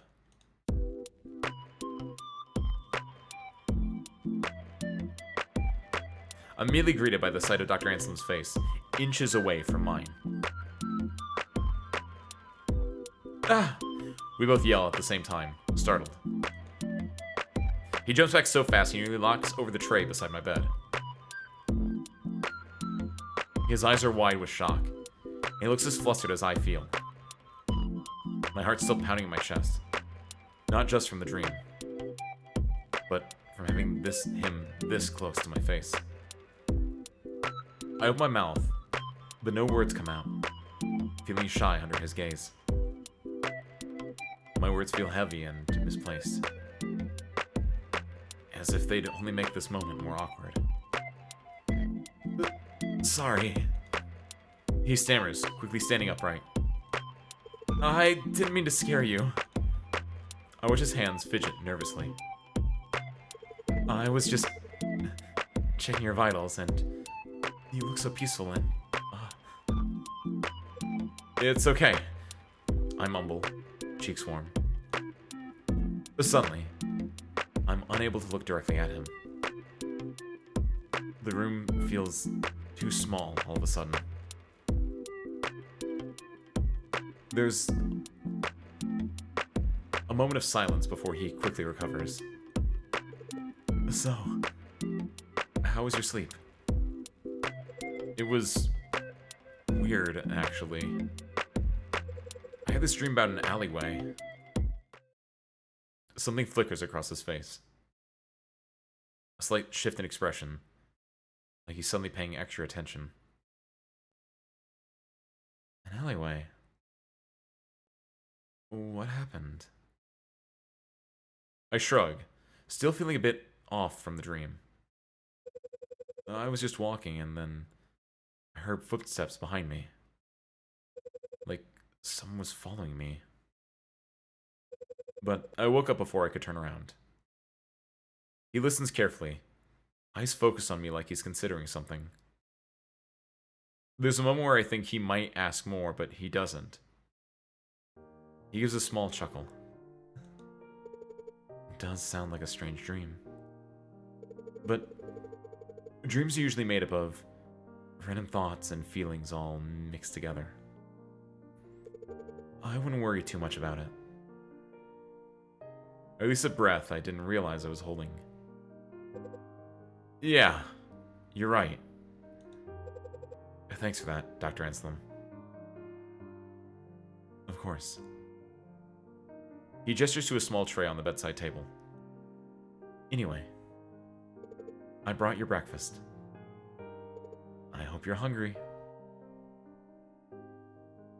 I look over, noticing a bowl of salmon and rice. Score!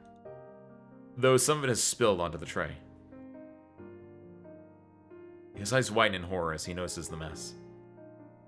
Oh no. I didn't realize. I'm so sorry. I can bring you a fresh one. It won't take long. Before he can leave, I reach out. My hand gently stopping him. No, it's fine, really. I want to eat it. It looks delicious. I pick up the spoon and take a bite. The buttery taste of the salmon immediately fills my mouth, and I smile at him. See? It's perfect. I say, my words muffled slightly by the food. His face softens, the guilt fading from his face. He watches me for a moment. There's something tender in his gaze that makes my chest warm. I'm glad you're enjoying it. Even if it's not exactly how I planned. After savoring the final spoonful of breakfast, I wipe my mouth and glance at Dr. Anselm, who's busy tidying up the tray. Hey, Dr. Anselm.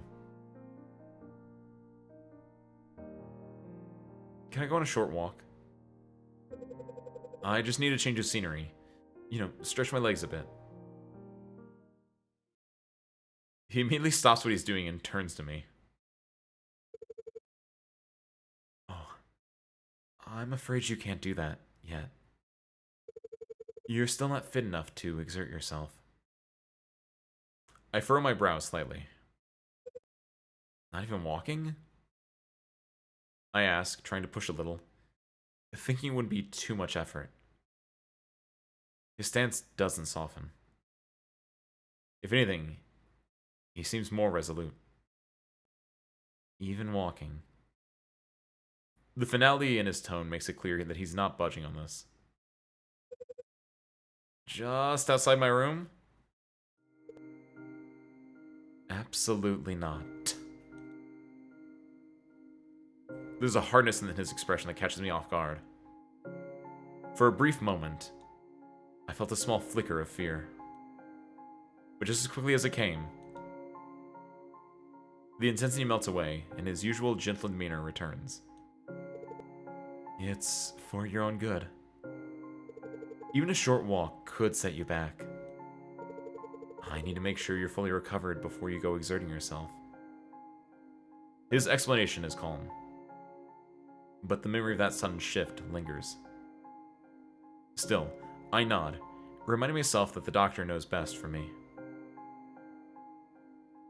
Very good. The firmness in his voice now replaced with a tone of approval.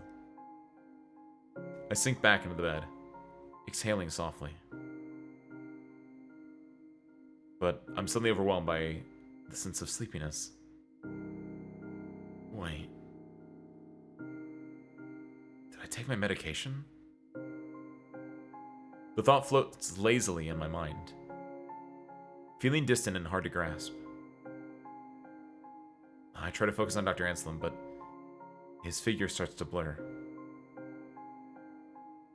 My vision slowly fading at the edges, and the room seems to spin. Before I can form a coherent question, I feel the warmth of his hand as he gently pulls the blanket up over me, tucking me in with gentle care. But it all feels distant. I want to speak, but my body feels heavy. My thoughts scatter. I'm pulled into sleep before I even realize it's happening. I gasp awake, my breath catching as I sit up. I blink, trying to gather my bearings. My head foggy like I'm still caught in a dream. I sit up slowly, the weight of fatigue still pressing down on me like a heavy blanket. How long was I asleep for? Oh. Good evening, Ace. I look up, startled. It's Dr. Anselm. I rub my eyes, trying to shake off the grogginess. Evening. My voice scratchy, trying to shake the fog from my mind.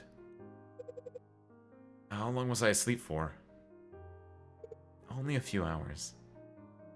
You needed the rest. How are you feeling?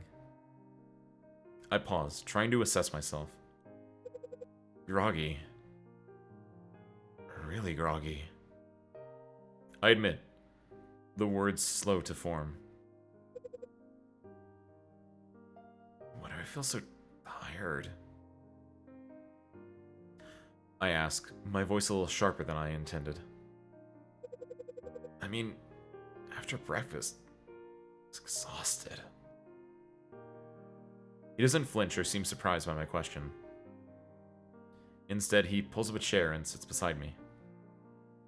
The same steady patience in his expression that he always has. Fatigue is one of the most challenging symptoms after a brain injury. The brain has to work much harder to compensate for the damage, even for the smallest of tasks. It can drain your energy faster than you realize. His explanation is so calm and so reasonable that I find myself nodding almost automatically. I mean, it does make sense. Of course it makes sense. But why do I still feel unsettled? It's not unusual to feel exhausted out of nowhere in your circumstances. Your brain is basically working overtime as you recover. It's important to listen to it, to give yourself that rest when you need it. I'm nodding, but something inside me is stirring. Something uneasy. My gut tells me that there's more. Something he's not saying. But his eyes, warm and kind, don't falter. He pauses briefly, giving the small cup of pills in his hand a gentle shake. Here we go. It's time for your medication. Alright. I take it from him. The pills rolling slightly in the plastic as I tilt the cup in my hand. These will help. You've been pushing yourself. Your body needed the support. I nod, lifting the cup to my lips. The pills go down easily with a sip of water. They taste familiar, leaving a slight bitterness on my tongue, like always. I feel a little more at ease as the fog in my mind starts to clear, if only slightly. Good. Don't worry. I'll take care of you. You'll start to feel better soon.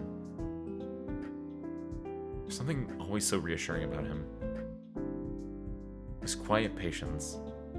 The way he never seems frustrated, even when I ask the same questions over and over. It's like he understands without needing me to explain. Thank you. I say softly, sinking back into the bed, the sheets cool against my skin. My eyes are still heavy, but I'm less tense now. More at ease. His presence always seemed to have that effect on me. Dr. Anselm stays seated beside me for a moment longer. Then, he stands slowly, as if not wanting to disturb the calm that's settled over the room. If you need anything, just press the call button. I'll always be here for you. As the door closes softly behind him, the room feels quieter, but in a peaceful way. Like all the tension has been drained away. I pull the blanket up around me, feeling safe, cared for, and finally, ready to rest. Dr. Anselm's words linger in my mind as I close my eyes. I'll always be here for you. With that thought, I let go of the last of my worries and let sleep take over. Trusting that when I awake, I'll still be in good hands.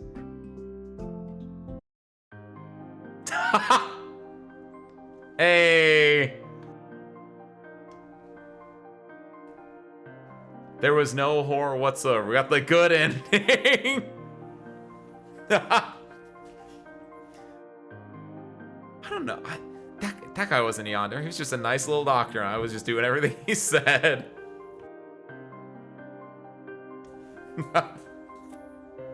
Perfect.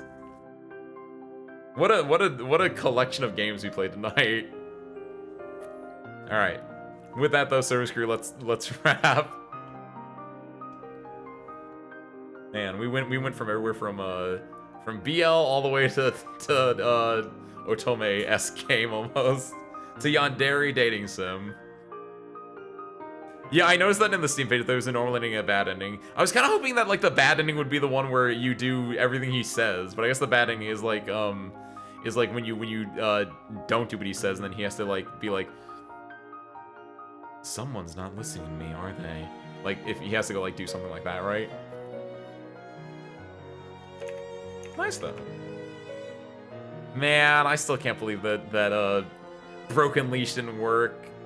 Oh my god. I have to go install new NVIDIA drivers now. This is so messed up.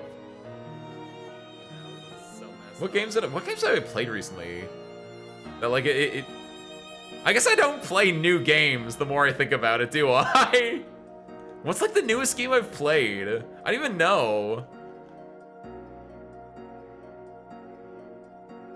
Imagine the Horizon disobeying the doctor's voice. That I should have. I didn't want to disobey though, because I don't know. He seemed nice, and I thought like maybe I guess yeah. When you disobey, that's like when the yandere will then snap and then do stuff. Yeah. I'm out of the game. I haven't played enough. I guess Shadowverse Worlds Beyond. That was literally Shadowverse Worlds Beyond and Uma Musume are the newest games I played. Like, everything else, I typically play, like, longer stuff is, like, a little bit older. I guess Zomboid, that's also technically, like, coming out, technically. Though I don't think that's, like a up-to-date, like, graphically intense game. I'm not over here, like, pushing the boundary with my graphics, I guess. That I've never, like, noticed it. Like, Shadowverse unironically might be, like, some of the hardest graphical intensity we had this year. Clearly, I need to immerse myself in the Yandere Sims to understand them more. Goodness. Alright, Service Crew, let's actually wrap, though. Again, very fun, very eclectic collection of games, but we had our night. Playing a piece that's 10 years old and wasn't beefy at the time. For Shadowverse, or oh no, you mean like, it's a 10-year-old PC, and the PC, like, was not at the top of its class even back then. I get you. Alright. Before we wrap, do we have anything? Service Crew. Next Thursday. Next week is Halloween week. Next Thursday is our Halloween murder mystery party.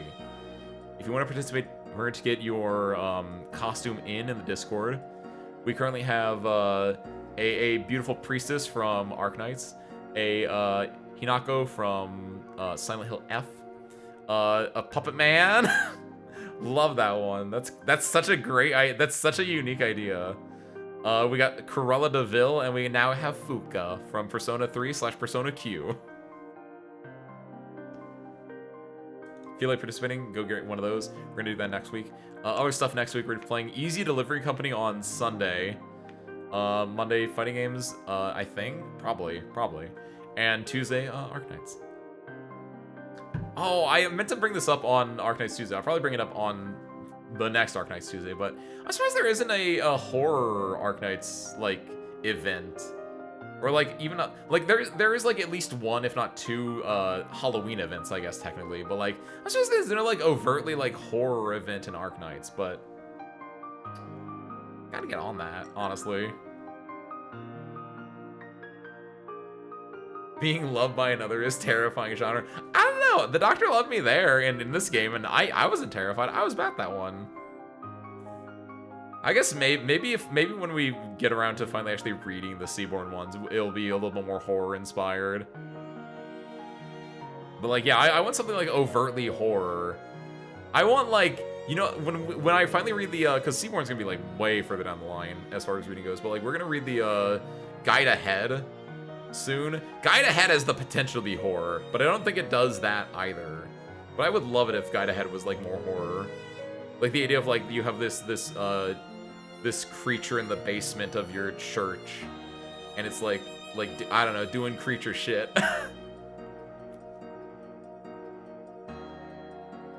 Definitely a line from Lovecraft to Seaborn. Oh, 100%.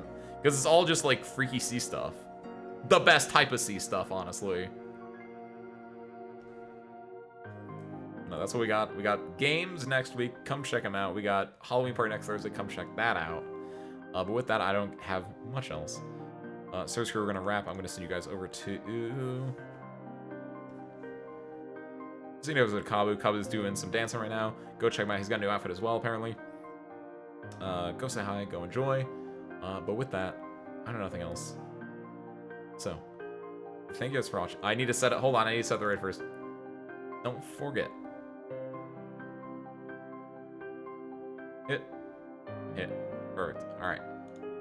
With that, thank you guys for watching. I hope you enjoyed it. And I hope to catch you next time. Peace out, everyone.